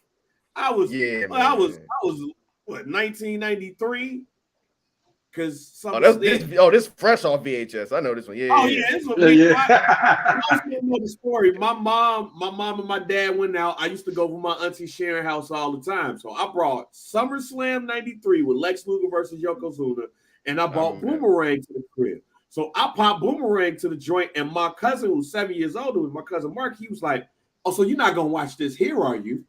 And I was like, "Yeah, I ain't think nothing of it." Now, mind you, I'm 11 years old watching this. I ain't thinking nothing of it because I watch it at home by myself. Like, I'm good. My auntie must have walked up in the room and she saw the feet part, and she said, "Wait, wait." She said, "Lee," she called me. Like, "Lee, what you watching?" I'm like, "Boomerang, Eddie Murphy. It's funny, huh?" But did they just have? I said, "Yeah." She said, "Give me that tape." And she called my mama and she told my mama that she was wrong for letting me watch this by myself, and we all need to be ashamed of ourselves. And he not gonna watch this over here. So I just stayed watching. Boy, you lucky she didn't walk in on the Strong J scene. She might have beat your ass. Y'all gotta understand. Y'all gotta understand. Bang grew up early. He grew up very early. I did. Look, I did too. I stole Eddie Murphy Delirious from my grandmama's house. Yeah, like I might have been like 7, 8 years old. I stole the VHS from my grandmama's crib, went to the crib and watched that shit. I'm talking about non-stop, dog. Like Eddie Murphy raised me as a child. You know what I'm saying? I grew up super fast. I grew up on Porky's. It was a George Washington porn that came on Cinemax. I watched that. Oh God, that was wild out here in these streets, man. My mama could walk back up in here now and she'd be like, "I knew it," but yeah, y'all the ones who put Cinemax in my room. Y'all didn't think I was gonna watch 2001: A Sex Odyssey. This man said Porky's. Oh my God. Porky's is one. Look, Porky's is a movie that I am so upset that they will never play this shit again. They shouldn't. Man, my little ass was sitting up there watching, like, oh shit! Like I saw Kim Cattrall and was like, in Mannequin, it was like, oh, that's Shorty from Porky's who do the screams and shit. Like, how you know that? Don't even worry about it. Don't worry about it. Don't even worry about it. Don't even worry about it. I've been knew who Kim Cattrall was before Sex in the City, fam. Yeah, and she always been a hoe with everything she been. Hey man, the only time she wasn't was Big Trouble in Little China, but she had green eyes. That's it. But yeah. So for those who BC, you said you've never seen No Country for Old Men. Sean Brando, have you seen that movie? Yeah, never seen it. Javier Bardem was a scary movie. Yes! No Country for Old Men is one of my favorite movies of all time. Javier Bardem won an Academy Award for that movie. Josh Brolin is in the movie too. It starts a little bit slow, but when it turns up, you like, it turns up. What the fuck just happened? Hey man, listen to me. I'm gonna say, look, Bang challenged me because we were talking about white serial killers. Like, yes. So that's what we were talking about on the pod. I remember this. Yeah. So for context, I said that white people, like everybody gets stereotyped in some type of way. But if I'm a white person, I am very mad and upset that the only thing that we are in these type of movies is serial killers and crazy people. If you see a white kid, just say for y'all walk out y'all house, and there's a white kid at the bottom of your steps or outside your door, and the back is turned, and they just turn around and look at you, you might as well just cancel Christmas. In a scary movie, you dead. It doesn't matter how you die, but you just been cursed by that white kid. Yeah. Same thing with serial killers. Like, fam, we got Jeffrey Dahmer, we got Ted Bundy. They make good movies with these people, with some of the finest white men in Hollywood. But they all be crazy. When is the movie you saw that had a black serial killer in it that was actually a good movie? Like, we only got Candyman as a scary person. Like, white people get stereotyped. And then it's not art imitates life. I'm with you. Art imitates life. I'm with you. So all you serial killers, mass murderers, they white. You school shooters, all that. But I also said Mexican people don't get none of that shit. And then I was like, but wait a minute. Because they're too busy working. Come on. We do. Time out. But then I said, wait a minute. Go ahead. Although living in Texas, Yes, there are some Hispanic serial killers. Like, let's not play no bullshit. yeah. But they movies end up on Lifetime and shit Bingo. like that. They don't get like the mass Netflix. They don't joints. get the mass shit like everybody else get. But then I was like, wait a minute, No Country for Old Men. He was Mexican. So then I told Mike to watch No Country for Old Men. Let's go. Man, look, Hell, I'm gonna say this. Wait, Let me say this. Did the DC Sniper get his joint on USA? And I talked about the Yeah. DC Sniper movie too, bro. They went straight to the TV, but you know what I'm saying? If we want some serial killers, there you go. You know what I'm saying? We got one, Hey, y'all. Right. They found two random black people. Hey, but it was a world This how this premiere, got though. set Bro. up. Like, It's They like, found two random ass black people. They found me and BC to be the DC Sniper in the sun. Right. oh man. Tonight on USA. like yo, we got. I say tonight we got. I'll just say like John Boyega in the DC Sniper at 9/8 Central, followed by an episode of Silk Stockings only on USA. Right, yeah. When Will Smith gonna get his serial killer movie, fam? When Will Smith gonna creep around the corner and cut somebody's throat? Never. Yeah. But as far as No Country for Old Men, though, Javier Bardem in this movie, bro, is like a combination of Arnold Schwarzenegger in the first Terminator, and like Two-Face. Two-Face and Batman Forever. He kind of like a combination of both, bro. My man's is wild, bro. Like he cold. He cold with the shit. He was real gully. He was real with that shit. But I'm gonna just say this though, the movie was good, but the ending blew me though. The ending just that ending was like huff. It wasn't huff. It was like damn. It was like damn. That's it. So I don't want to give it away for y'all. Y'all should watch it. This is a really good. But it was still a fucked up ass ending. It was fucked up. It was fucked like, up, bro. I was like, yeah, it's gonna end just like that. That's it. That's how you going? Yeah, it kind of threw me off, but I want them to keep it going. Yeah, it was a good ass movie though, man. It deserved every award that it could get. But you know what I'm saying, like good flick. Y'all should check that shit out. It's good. I'm gonna check it out. Yeah, hey, but on some serial killer shit, this motherfucker top 5. He's top 5, bro. Hey, top 5. Hey, he ain't that man with the shot. He's a whole different beast, bro. I want no parts. So yeah, no parts. He's top 5 and he ain't 5. He ain't 5. Hey, no. Speaking of serial killers, Halloween Ends is trash. I just gotta put that out. Hey, since we here though, Halloween Ends is trash. Trash. Look, hold on, wait. Before you say something, Mike, let me just say this. What Jay Hollins at? Bring him in here. I don't watch scary movies. I don't watch scary movies for like good or bad. Like, fam, I watch Chopping Mall, and if Chopping Mall come on right now, I'm gonna watch that shit. I don't critique scary movies.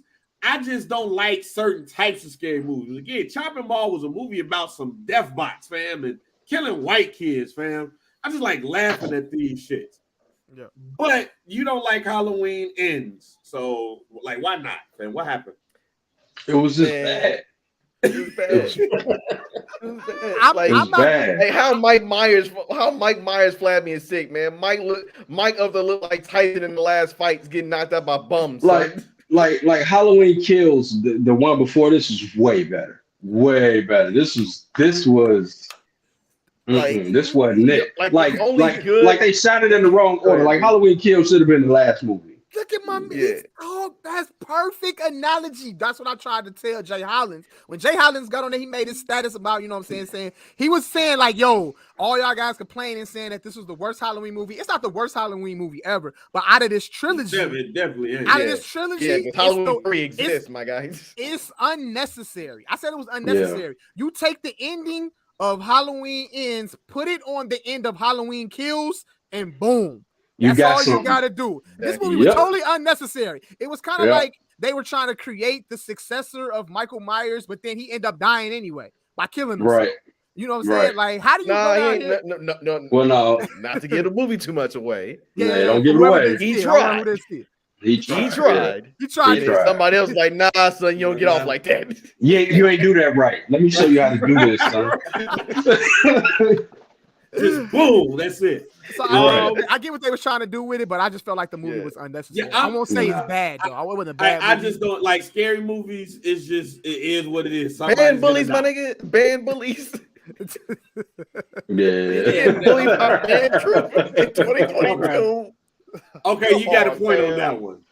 You do got a point on that one because I was looking at the black chick like, why are you here, fam? Exactly. Like again, Right. the only thing I liked about it 100% was that my man Keyron was the damn DJ, and me and Keyron go back to fucking elementary school. So So you know the DJ. Oh, you know the dude. Okay. Rest in peace to my man. Keyron do a lot of dope shit. He on the side, he was doing interviews with Complex. He was the one that did the interview with Jadakiss, and you see Jadakiss is basically like the most interesting man in the world and shit, being able to fucking throw axes with nine working fingers. But yeah, that nigga was funny because I was like, damn, he just gonna play music and talk about Michael Myers all day too. Like, man, this Earth, Wind, and Fire. Hey, Michael Myers out here killing motherfuckers. Did my man dirty though? Dirty. Why the nigga tongue off and let it run on the damn and let it run on the record, man. All right, look, so Mike. Oh, go ahead, BC. No, I was gonna say like the black people that got killed in these last two movies went out bogus. The DJ that did my man dirty. In the last movie when he knifed my man in the eye, that was bogus. And then his wife tried to shoot him. He kicked her and she shot herself in the head. Like, this fucked up. And then the other black lady, and then the other black lady didn't even die. Like Halloween Kills was like Stone Cold in '98 Royal Rumble, dog. It's just the whole fucking city after him. He's like, I ain't bet. It fucked up. The only black lady that didn't die was the one that took the bottle to the neck, and then she showed up in the next movie. She in the wheelchair. She can't talk, but I thought she was dead. Just man. You know what I'm saying? Me too. I was like, damn, she survived that. She survived. Wow. I was happy and sad. I was happy and sad at the same time because I'm like, we all didn't die, but then the cop with the cowboy had me roll. Oh, like he was but he died on power the other day. Spoiler alert. Oh, okay. They shot him on power. That's so Mike. So Mike has to see now. Mike's next homework assignment is weird science. Weird science. Weird science. I got you. Go back to the joys in 1985. G. Go back to the joys. And George's and Harold's is in weird science, man. Yeah, surely. Harold's is in weird science. Harold's is in weird science. So I've watched everything, Mike. So I guess I got to listen to some Moriana. I'm not listening to Chris Brown. You know what? I figure out something. I get back to you on that. I man, the NBA season is going on right now. We already James Harden turning back the clock and shit right now. Yeah, baiting for fouls and baiting for fouls. But, there we go. But real quick, I wanted to get y'all predictions of what's going on, what's going to happen this season. So I want to start it off with most improved player. Because for some reason, most improved player is now like a really coveted award. Like this is not the time where you won it and you was like, damn, I was Huff last year, fam. Like, no, it's like a really coveted. Like who's it that won it twice? What's my man name? Don McLean. Yeah, Don McLean. Don McLean was a two-time most improved player award winner. And I know he felt bad winning it both times. But now it's like the pseudo MVP award. So, in y'all opinion, who do y'all feel is going to step up this season and be a most improved player? I got Cam Johnson. Suns. I'll take Cam Johnson. I think he's getting the start. So he's stepping in. He's gonna get the starting role because I think whatever they're doing with with Jay Crowder or whatever like that. So I see this is a good opportunity for Cam Johnson to get buckets and do his thing. I have two options, and one of them probably gonna kill myself for even saying this shit. The first one is Tyrese Maxey. I think he might have a chance to get it, and fucking RJ Barrett. I respect both of those. I ain't mad at either one of them. He hates RJ Barrett. Fam. I don't like RJ Barrett like that either, but I can see it. Why you don't like RJ? BC hates RJ Barrett, fam. Why, bro? Is it personal? He has Twitter debates. Duke, because he do. BC have Twitter debates every 2 weeks about RJ Barrett. I hate Duke. Like 300 followers or less Twitter. So if you say RJ Barrett, they be like, "Hey, what did you say?" It's personal with this man. I hate Duke, and I think RJ Barrett is trash, but I think he could probably get the award. Yeah. All right, Sean, who you got? I'm gonna take Herb Jones down in New Orleans. Ooh, okay. I like the kid, man. I really do. If he can hit that corner three in that offense, working off Zion and working off BI, I think he can definitely give you, man, around 15, 16, and 9. He's definitely going to be like first and second team all defense. I like him a lot. I think he's gonna be up there for most improved. All right, who you got, Brando? I mean, BC took one of my picks with Tyrese Maxey because I think it's gonna be like it ain't gonna be on Embiid and Harden if the Sixers gonna make a leap this year and get to the Eastern Conference Finals. It's gonna be on Tyrese Maxey. No bullshit. My other pick is Jalen Green because I think the way the Rockets are going right now, like they gonna be in slight tank mode for Victor Wembanyama because who the fuck ain't gonna be in tank mode? Who the fuck ain't gonna be? Yes. Adam Silver said no tanking. Bullshit. You saw that nigga play, Mike. You saw that nigga play. Hey, I'm just telling you, it's gonna happen. You know what? Nobody tanking, goddamn it. Brother, Utah and the Spurs gonna put up some lineups that look like live 95 numbers. You don't know none of these niggas. It's 12 teams that ain't tanking. It's 12 teams that ain't tanking, and those are the first 6 seeds in both the Eastern and Western Conference. Everything that's a playing game on now, shit. We gonna figure that shit out. Hey man, I know we talking. I know we talking basketball, but I just seen a commercial for Creed 3. Oh, you ain't trailer looks fire. No, I hadn't seen the trailer. The trailer. How my man end up in jail? Don't tell me. I'm watching. He was bad when he was younger, and then we just gonna see how bad he was. Okay. And I'll say this: Jonathan Majors. I said it on this pod before. Jonathan Majors is gonna be this generation's Denzel Washington. Fam, buddy ass gonna be in everything and killing.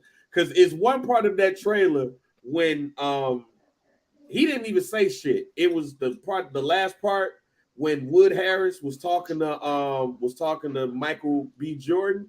But if they pan that camera over to Jonathan Majors and he looked like he was about to cry and fight at the same time, I was like, man, look, fam, Jonathan Majors could act his ass off, fam. And you don't even know which way it's going, but I fuck with him. So, hey, Tyrese Halliburton is my pick. The Pacers is not gonna be that good, but somebody gonna have to be good.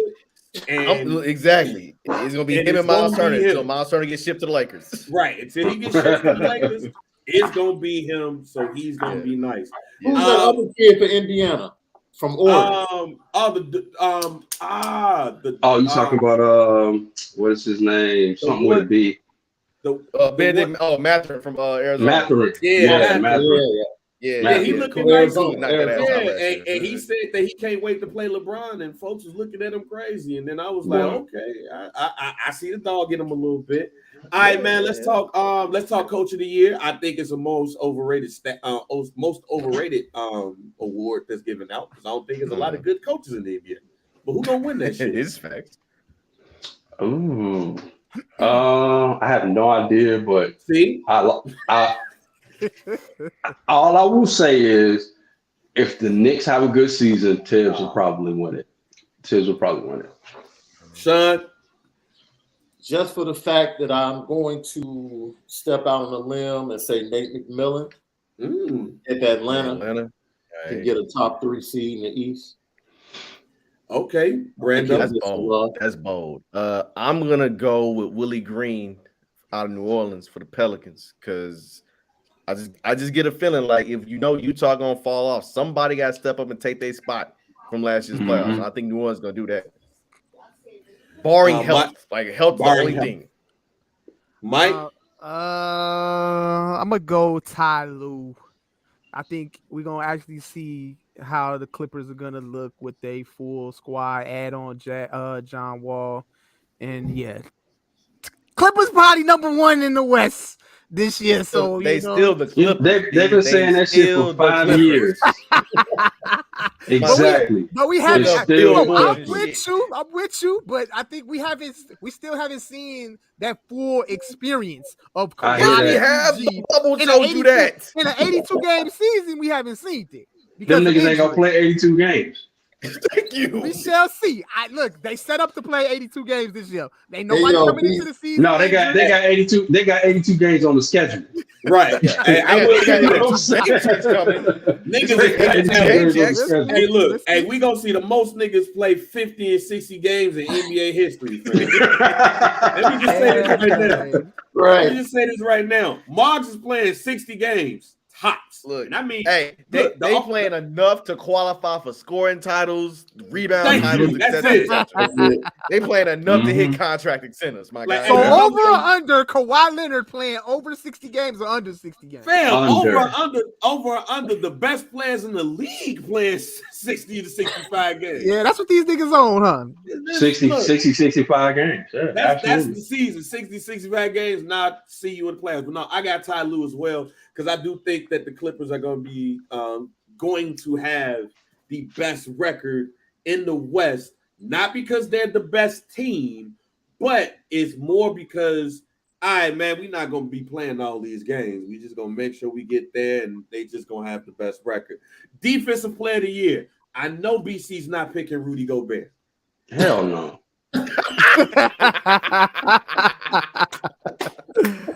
That nigga bomb. I don't know who he is worse, Rudy Gobert or RJ Barrett. Who's he a certified bomb. Defensive player of the year. Ooh, that's a good one. Shit, man, I don't know. Come back to me. Let me think about that. There we go. I was waiting for that one, Brando. Just pick Rudy. It's gonna sound wild, but here you go. It's gonna be the nigga that makes a fucking documentary at the punch a nigga in the eye. Draymond. Nah, I was like, look, because again, he did. Before the damn him punching him. Look, he meant like the man, like again, I thought it was done. It was a wrap. TNT wrote out a whole touching, like, oh my God, like, how do you really feel? Like, did you knock this nigga out for content, fam? Like, what is going on? But personally, look, I think Draymond is gonna do everything in his power to try to get a bag from somebody. Even though I know he's probably going to the Lakers next year, but he's gonna do whatever he can. It's either gonna be him for Defensive Player of the Year, or I think it's gonna be a guard. It's not gonna be a big man, because well, shit, no, I take that back. Marcus Smart bringing the little niggas back, baby. Man, he shouldn't have won that shit. That was bullshit. Fuck out of here. Oh man. Hey, who you get? Hey, I already said it. I think he's gonna get the most improved player, defensive player of the year. I'm gonna go Herb Jones. I'm gonna go Herb, man. That kid, man. That kid can defend 4 positions. Okay, yo.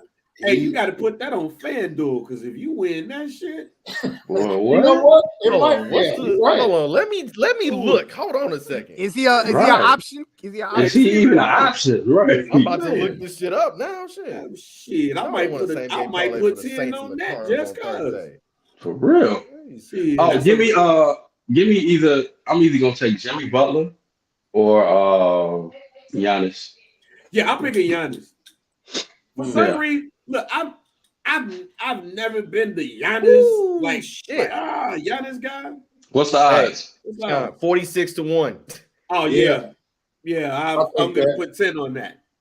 I got 100 on Herb Jones. That's easy for bands. That's easy for bands. I'll put a dollar on that. Oh yeah. Hey, you will come up, Mike. Who you got? I like. You got on? Who jersey you got on? This is Ray Allen. This is a Ray Allen jersey. Okay, so you weren't trying to get an Alton Lister jersey, bro? No. No Terry Cummings joint, B? Danny Shays joint, fam? Danny Shays. No. Ricky Pierce?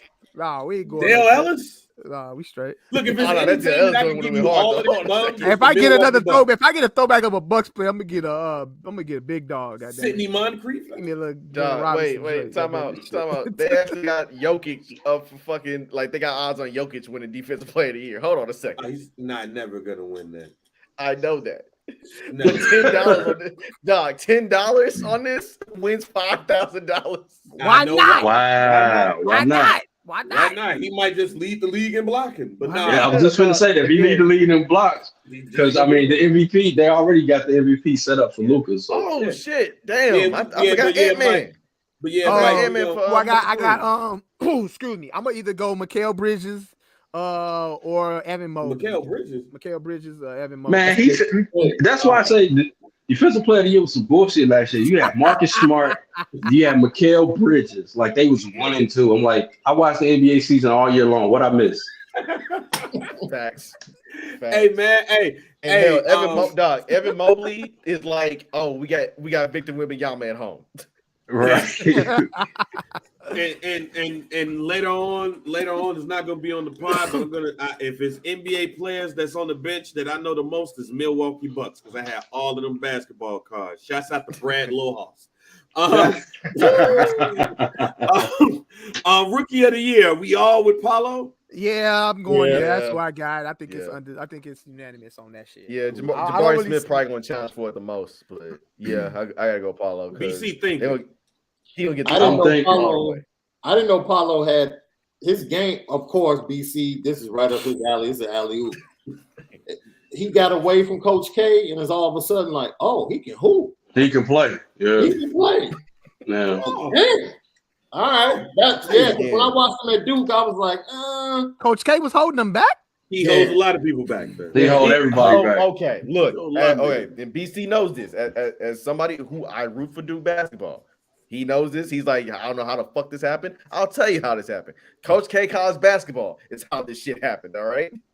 Being a fan of a video game as a kid is how I got being a fan of Duke basketball. Yeah. That and Grant Hill. Oh, the precursor to NBA Live 95. Yeah, exactly. But Coach K got the worst pros of any like big time Division I college coach. Got the worst pros. When I tell you that Coach K got what 5? You got 5 chips, 4 chips, 5 chips. 4. I think it's 4 or 5. It's 5. Okay, it's 5. It's 5 chips. He should have 12. Yeah, given the talent he had at Duke, there's no reason in the world you got Zion Williamson. RJ Barrett. RJ Barrett is the reason why they don't have an national. RJ Barrett shot them niggas out the Final Four. Be like out the game, dog. Like Zion was killing it, and then RJ Barrett's like, "Oh fuck that, this is me." I feel like I'm on Twitter right now.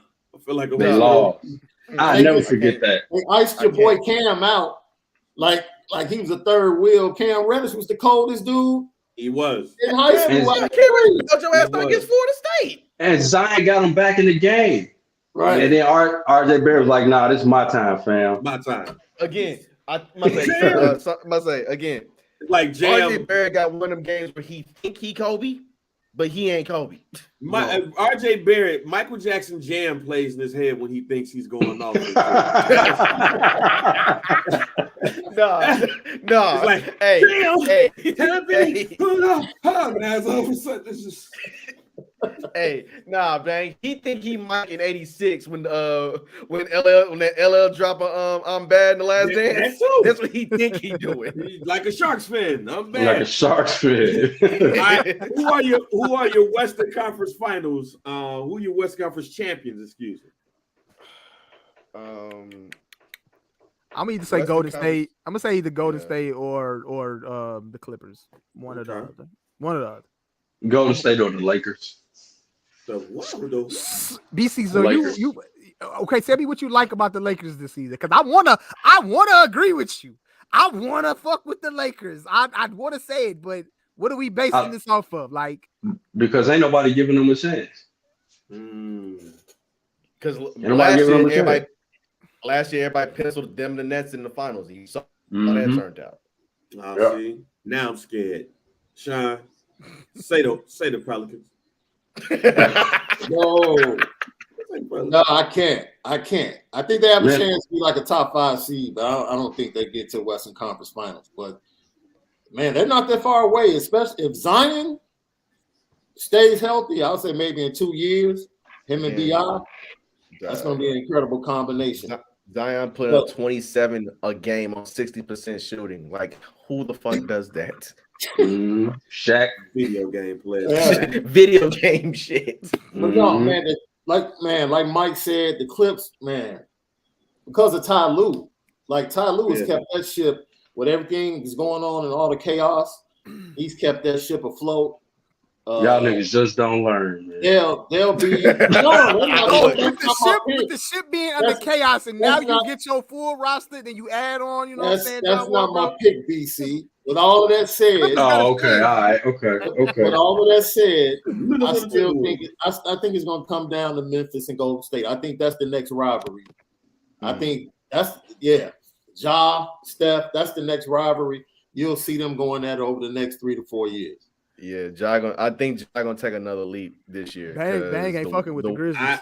I'm not fucking with the Grizzlies this year, fam. You still not like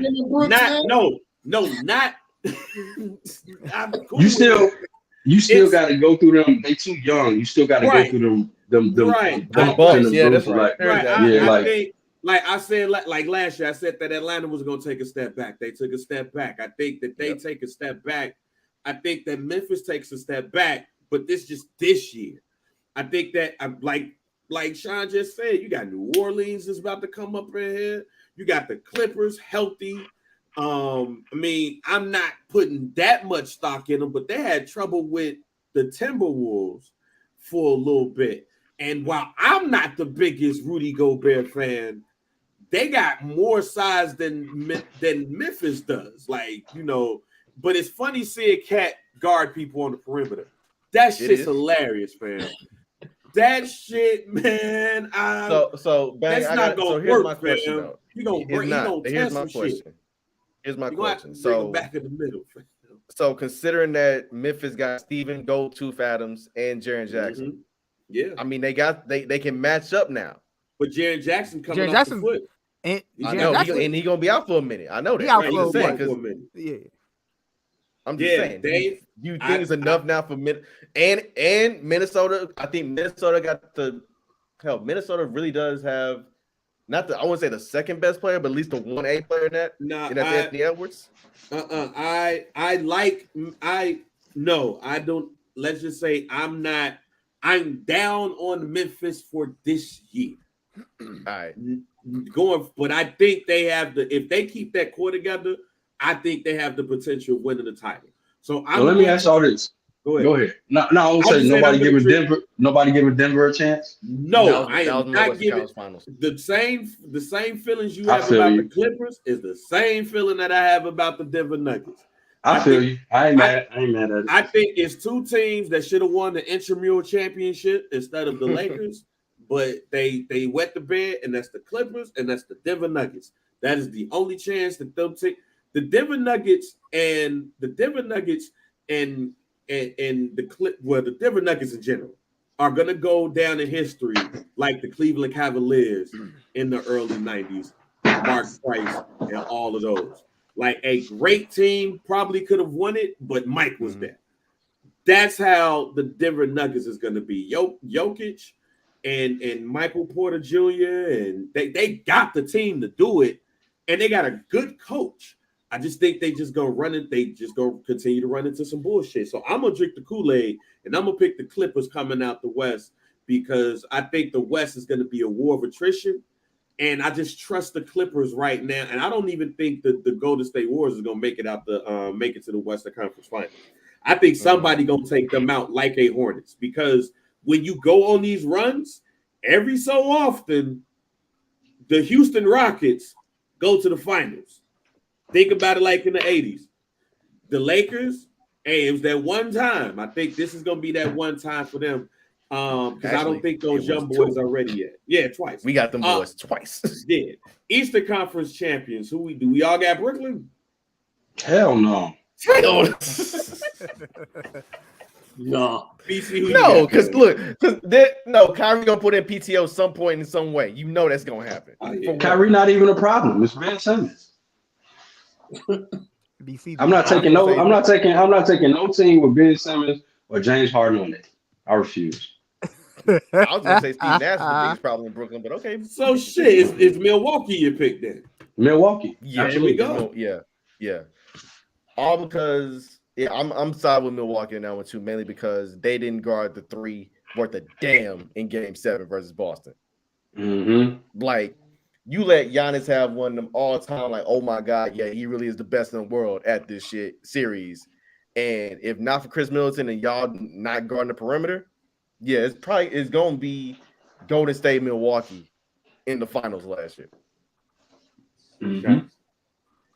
Yeah, I don't know where this Brooklyn talk coming from, but like that team is like so weak, it's not even funny. Like I don't even understand what his narrative developed at. That's BC, not a good team. It's three niggas and some dudes. That's it. Exactly. We don't play for Brooklyn. Oh, so basically, you're saying this the screen right now. It is. Screen, y'all niggas. Hey, look, it is some dude because like everybody left. Everybody in terms of their depth and shit, like Nick Claxton and them, gone. You think all right? Cam Thomas. Well, no, Nick Claxton's still there. Nick Claxton's still there. Oh, Bruce Brown. He's still there. Bruce Brown left. Yeah, Bruce Brown. Yeah. Okay, so you think Cam Thomas gonna step up year 2? You think Joe Harris healthy? Okay, yay, great. Who defended? Ben Simmons for all of his issues. He ain't guarding everybody. Right. Hell, Kevin Durant got the worst odds on winning Defensive Player of the Year right now. And this is Kevin Durant. This is year 16 for him. Like, yes, Kevin Durant is old in NBA terms, man.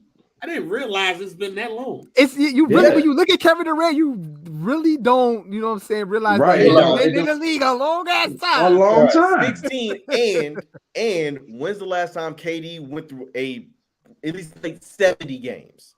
It don't matter because everybody playing 60 to 65. I know that because you know he giving up his 20 sometime over a knee injury. So you got Milwaukee too. Sure do.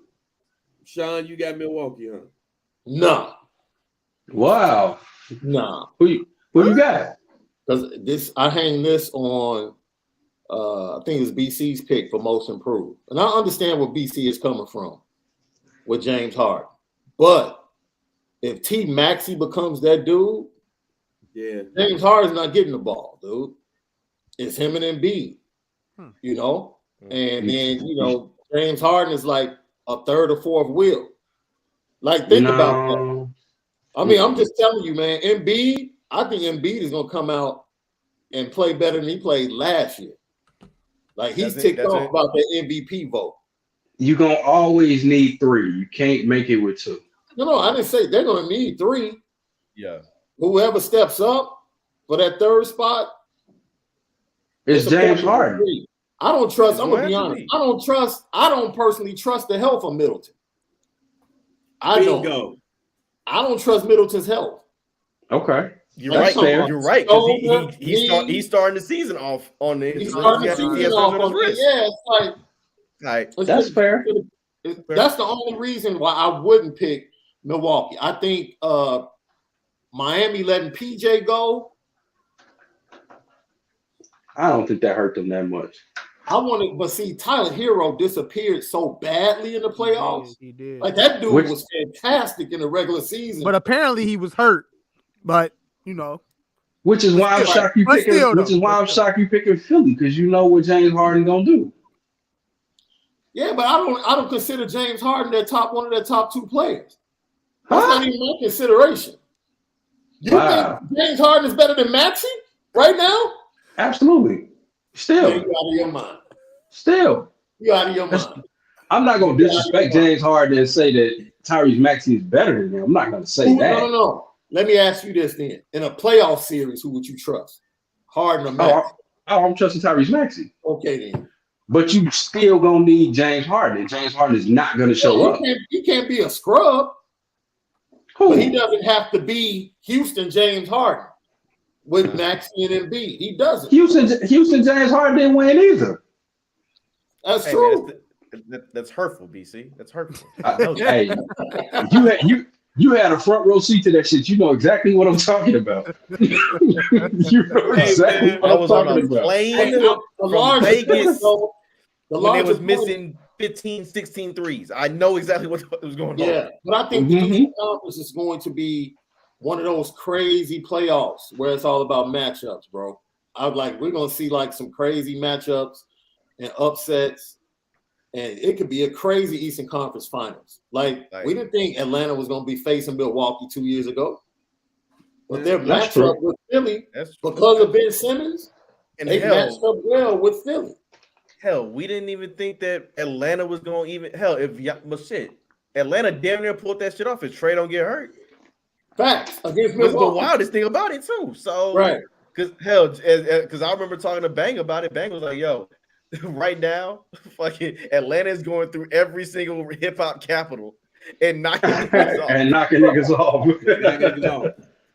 It was just like Atlanta was like, yo, we about the South got something to say. The South got something to say. New York taking it. Basketball Philly version. taking it. Cuckoo Calvin, you're next.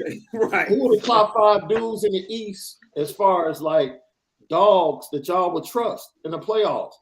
It would be Giannis. like what? Trey, Giannis, Trey, Embiid, I trust KD. KD. I trust Kevin Durant. I trust Jason Brown more than I do Jason Tatum. Oh, Jaylen Brown over Jason Tatum. Yeah, you take them over Jimmy? Yeah. Okay. Yeah. Jimmy. I trust Jimmy. I trust Jimmy. Man, Jimmy scored 45 points and then it's just fuck the next game, fam. It's like I'm tired. That's the only reason why. That's the only reason why. Like y'all know Jimmy. Jimmy will turn that shit on like game by game. Y'all know Jimmy Butler is my dude, but I don't trust no nigga that show up media day with fake dreads, fam. Bingo. You ain't like the kangaroo. But the dreads is gone though. That man was trolling. He was fucking around, man. He know that shit. He was trolling the whole time, bro. No, he would have kept that. He would have kept that shit if niggas wasn't on his ass. Yeah, he would have kept that shit. He would have kept that. You know what? You know what? I'm making an amendment. Okay. I'll put Jimmy over Jaylen Brown. Nah, Jaylen Brown was. I would. I'm keeping my shit, and I'm changing it. Look, man, it's something about sports where, like, you know, the sports guys, so to speak, always shine light on cities. If the Eagles do what they need to do, the Flyers ain't gonna be half bad this year. The Philadelphia Flyers, you talking about the hockey team? Yeah, they ain't gonna beat that. They gonna be decent. Fam, I'm picking the 76ers. And then you got the Phillies in the CS too. So there you go. I'm picking the 76ers. So Philly got the glow right now. They got the glow. Do you understand what my house is gonna be like if the Eagles make a Super Bowl? Like, what if it's Josh Allen and the Bills versus the Eagles in the Super Bowl? Work gonna be like? Do you think I want to hear Wiso and Justin? Bro, there's a replica Philadelphia Eagles Super Bowl ring on the wine stand right now. Don't worry, y'all. Don't worry about Philly, Do you know y'all. how unbearable Justin and Bilal last was when the double doink happened? Oh, I didn't say that shit. Right. But I picked the Eagles. But I picked the Eagles to go to the Super Bowl and win it. And I'm gonna pick the 76ers not only to go to the finals. I'm picking the 76ers to win the NBA championship. You on your Chicago shit. Doc Rivers. I want to be wrong, fam. Respect. That's that Maywood shit right there. I have no problem. I ain't got no problem rooting for Doc. Go why your boy Draymond show up looking like the Riddler tonight, bro? Again, what? How do you feel after you watch the nigga you punched in the face get 140 mil? How do you feel? How are you supposed to feel? Riddle me this, Batman. He like the Riddler, bro. Yeah, but I got the 76ers. BC, who you got in the East? No, to win it. Oh, you picked Milwaukee. Who you got to win it? Oh, I got Milwaukee to win it all. Brando. I got Milwaukee winning it, but I will say this. Nick Wright probably had like the wildest fucking take I heard all year. He said the Mavericks was gonna win it. Luke was not only gonna win MVP this year, he's winning finals MVP too. I'm like, no. Why is that so far-fetched though? Who else is on the Mavs, bro? What are we not seeing about the Mavs? I'm just asking. What are you not seeing? The rest of the team, goddammit. Yeah. And what are you not seeing about Luka? When they was just played in them European championships, he was killing till he got to the big game, and guess what? He disappeared. Same thing in the league. Like when the lights get brightest, I don't know, man. I'm not a believer, but he will win MVP. It's already set up for him. Yeah, You don't want to he face him in got the first short round, odds though. with You don't MVP. want to face him in the early rounds. He'll put on the show in the early rounds. In the early rounds, he will. So, and that was gonna be the last question, but I got yours. You got Milwaukee, you got Luka's the MVP. Brando, who you got as your MVP since Milwaukee's winning the? I still got Embiid winning. I still got Embiid win MVP though. All right, Sean, who's your champion and your MVP? As much, you know me, I don't want to use the word despise, but I can't wait for Steph to pass LeBron in championships. Can't wait. Can't wait. That's what I'm talking about. Ain't wait. I ain't mad at it. Well, I know BC is like, y'all can't, I'm not mad at that at all. I ain't mad at it. Hey, everybody in Chicago is gonna stand up and stand up with a round of applause. Like that's gonna have to be a separate episode to ask what will happen. That's gonna be a separate episode to figure out what would the legacy be if Steph Curry has more rings than LeBron James. He beats LeBron to get to the finals and win. Yep.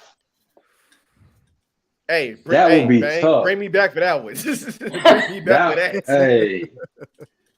But even if that happens, it won't hurt LeBron's legacy at all. That dude's tough. It won't hurt it at all. But we'll see how one's enhanced over the other.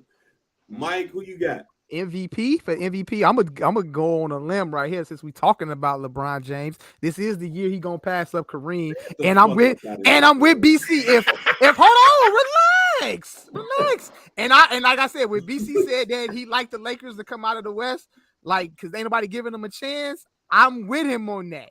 So if the Lakers even are like close to that top 4 in the West, you got to talk LeBron MVP at this point, bro. So Mike, Mike, it's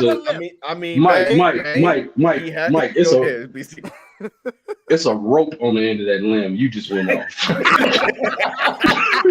That's a hot take. LeBron gonna win the MVP. My man just came up averaged 30 a game last year. Although, hey, Mike, if you go by Bane's criteria, hey, niggas is only playing 60, 65 games this year. And that's great. If he plays 60 games, that'd be a great. That means he qualifies for the scoring title. Yes. Hey, once he breaks Kareem's record, fam, he's gone for 2 weeks. Kareem record and he's gonna Tom Brady the shit out of this season. That's the hot take. Hey, let me say this though. I can't wait until he passed Kareem. I can't stand Kareem, man. Kareem has become like that old ass nigga that you just like, man, what's wrong with you, fam? Like, I can't wait till he do that, man. Yeah. Hey, all I know is white people that love Kareem Abdul-Jabbar, Magic Johnson. And everybody else respect him. Hey, I got Giannis winning MVP, fam. And I know BC and Sean might be saying this and hearing remembering what I had said in the group chat about Giannis, but for some reason, I just think Giannis is mad because of Gilbert Arenas. And I think Gilbert Arenas has motivated this man to just have a hell of a season, fam. So Gilbert Arenas told the truth. I mean, I know he told the truth. He told the truth.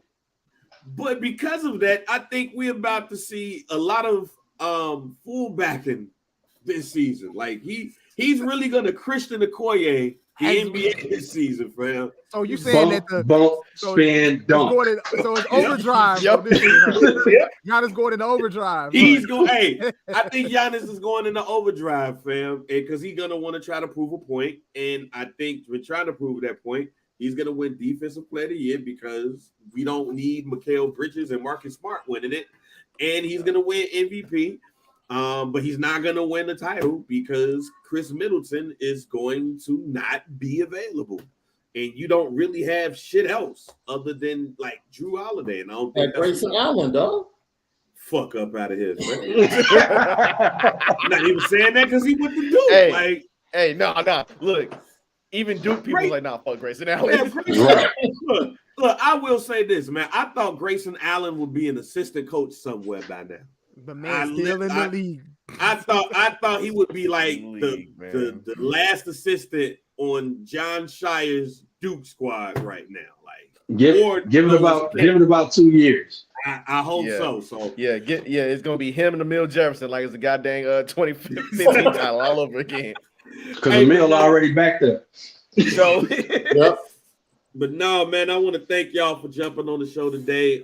This was a good show to talk about our speed journalism and everything, but then get the NBA thoughts. So where can we follow y'all at? BC, start off with you, and please don't be arguing with 300 Twitter or less folks. No more. I told you, man, if you've been paying attention to me, man, I'm chilling on Twitter, bro. I'm chilling on Twitter. Hey, and before you say that, Sean, you right, fam, because my mama, he has on the same silk suit, similar to what my mama made me wear when my upstairs neighbor made me a emerald green short set.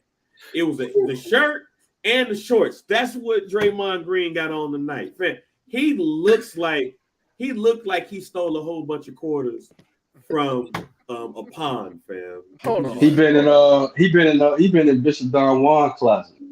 Man. Hey, fam. He need gold on that for be. He do need gold.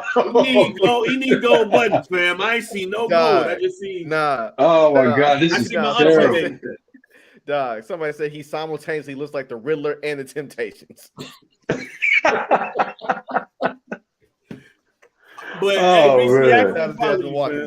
man, you catch me on Twitter, man. Y'all know at @B_CRAW4D, man. Brando. You can catch me on Twitter _BrandoC, Instagram BrandoC. No rappers. I'm not the one DMing you talking about, hey fam, I like your work. Let's collab. Nope, not me. I'm not the one trying to scam you. I don't scam rappers, no way. I don't like rappers that much to scam y'all niggas. Anyway, well, I ain't even know you had that going on. That's deep, bro. That's deep. Real out here. Hey man, I've not made it because I ain't had no fake profiles made of me yet. I'm upset about that. Sean. Yo, SD2 Mics, all social media platforms. Of course, Lucky Lefty Podcast Network on YouTube, Lucky Lefty Podcast, with my boy Malik Zaire talking Notre Dame football. And then the best three-man weave in basketball is coming back real soon. Me, BC. So we'll put things together. We'll be back on the block. That's what I'm talking about. Well, Mike, end us off, man. Y'all already know, man. Some Do Pod. Make sure y'all rate, like, subscribe.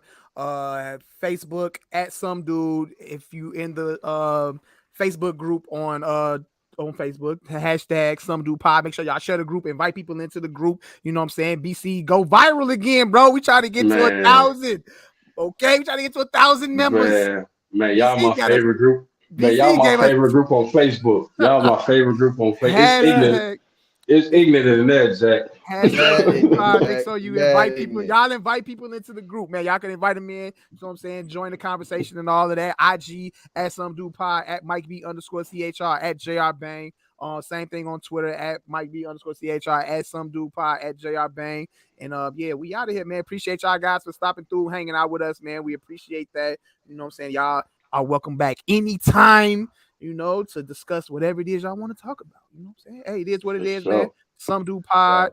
And you know what I'm saying? We out of here. Peace.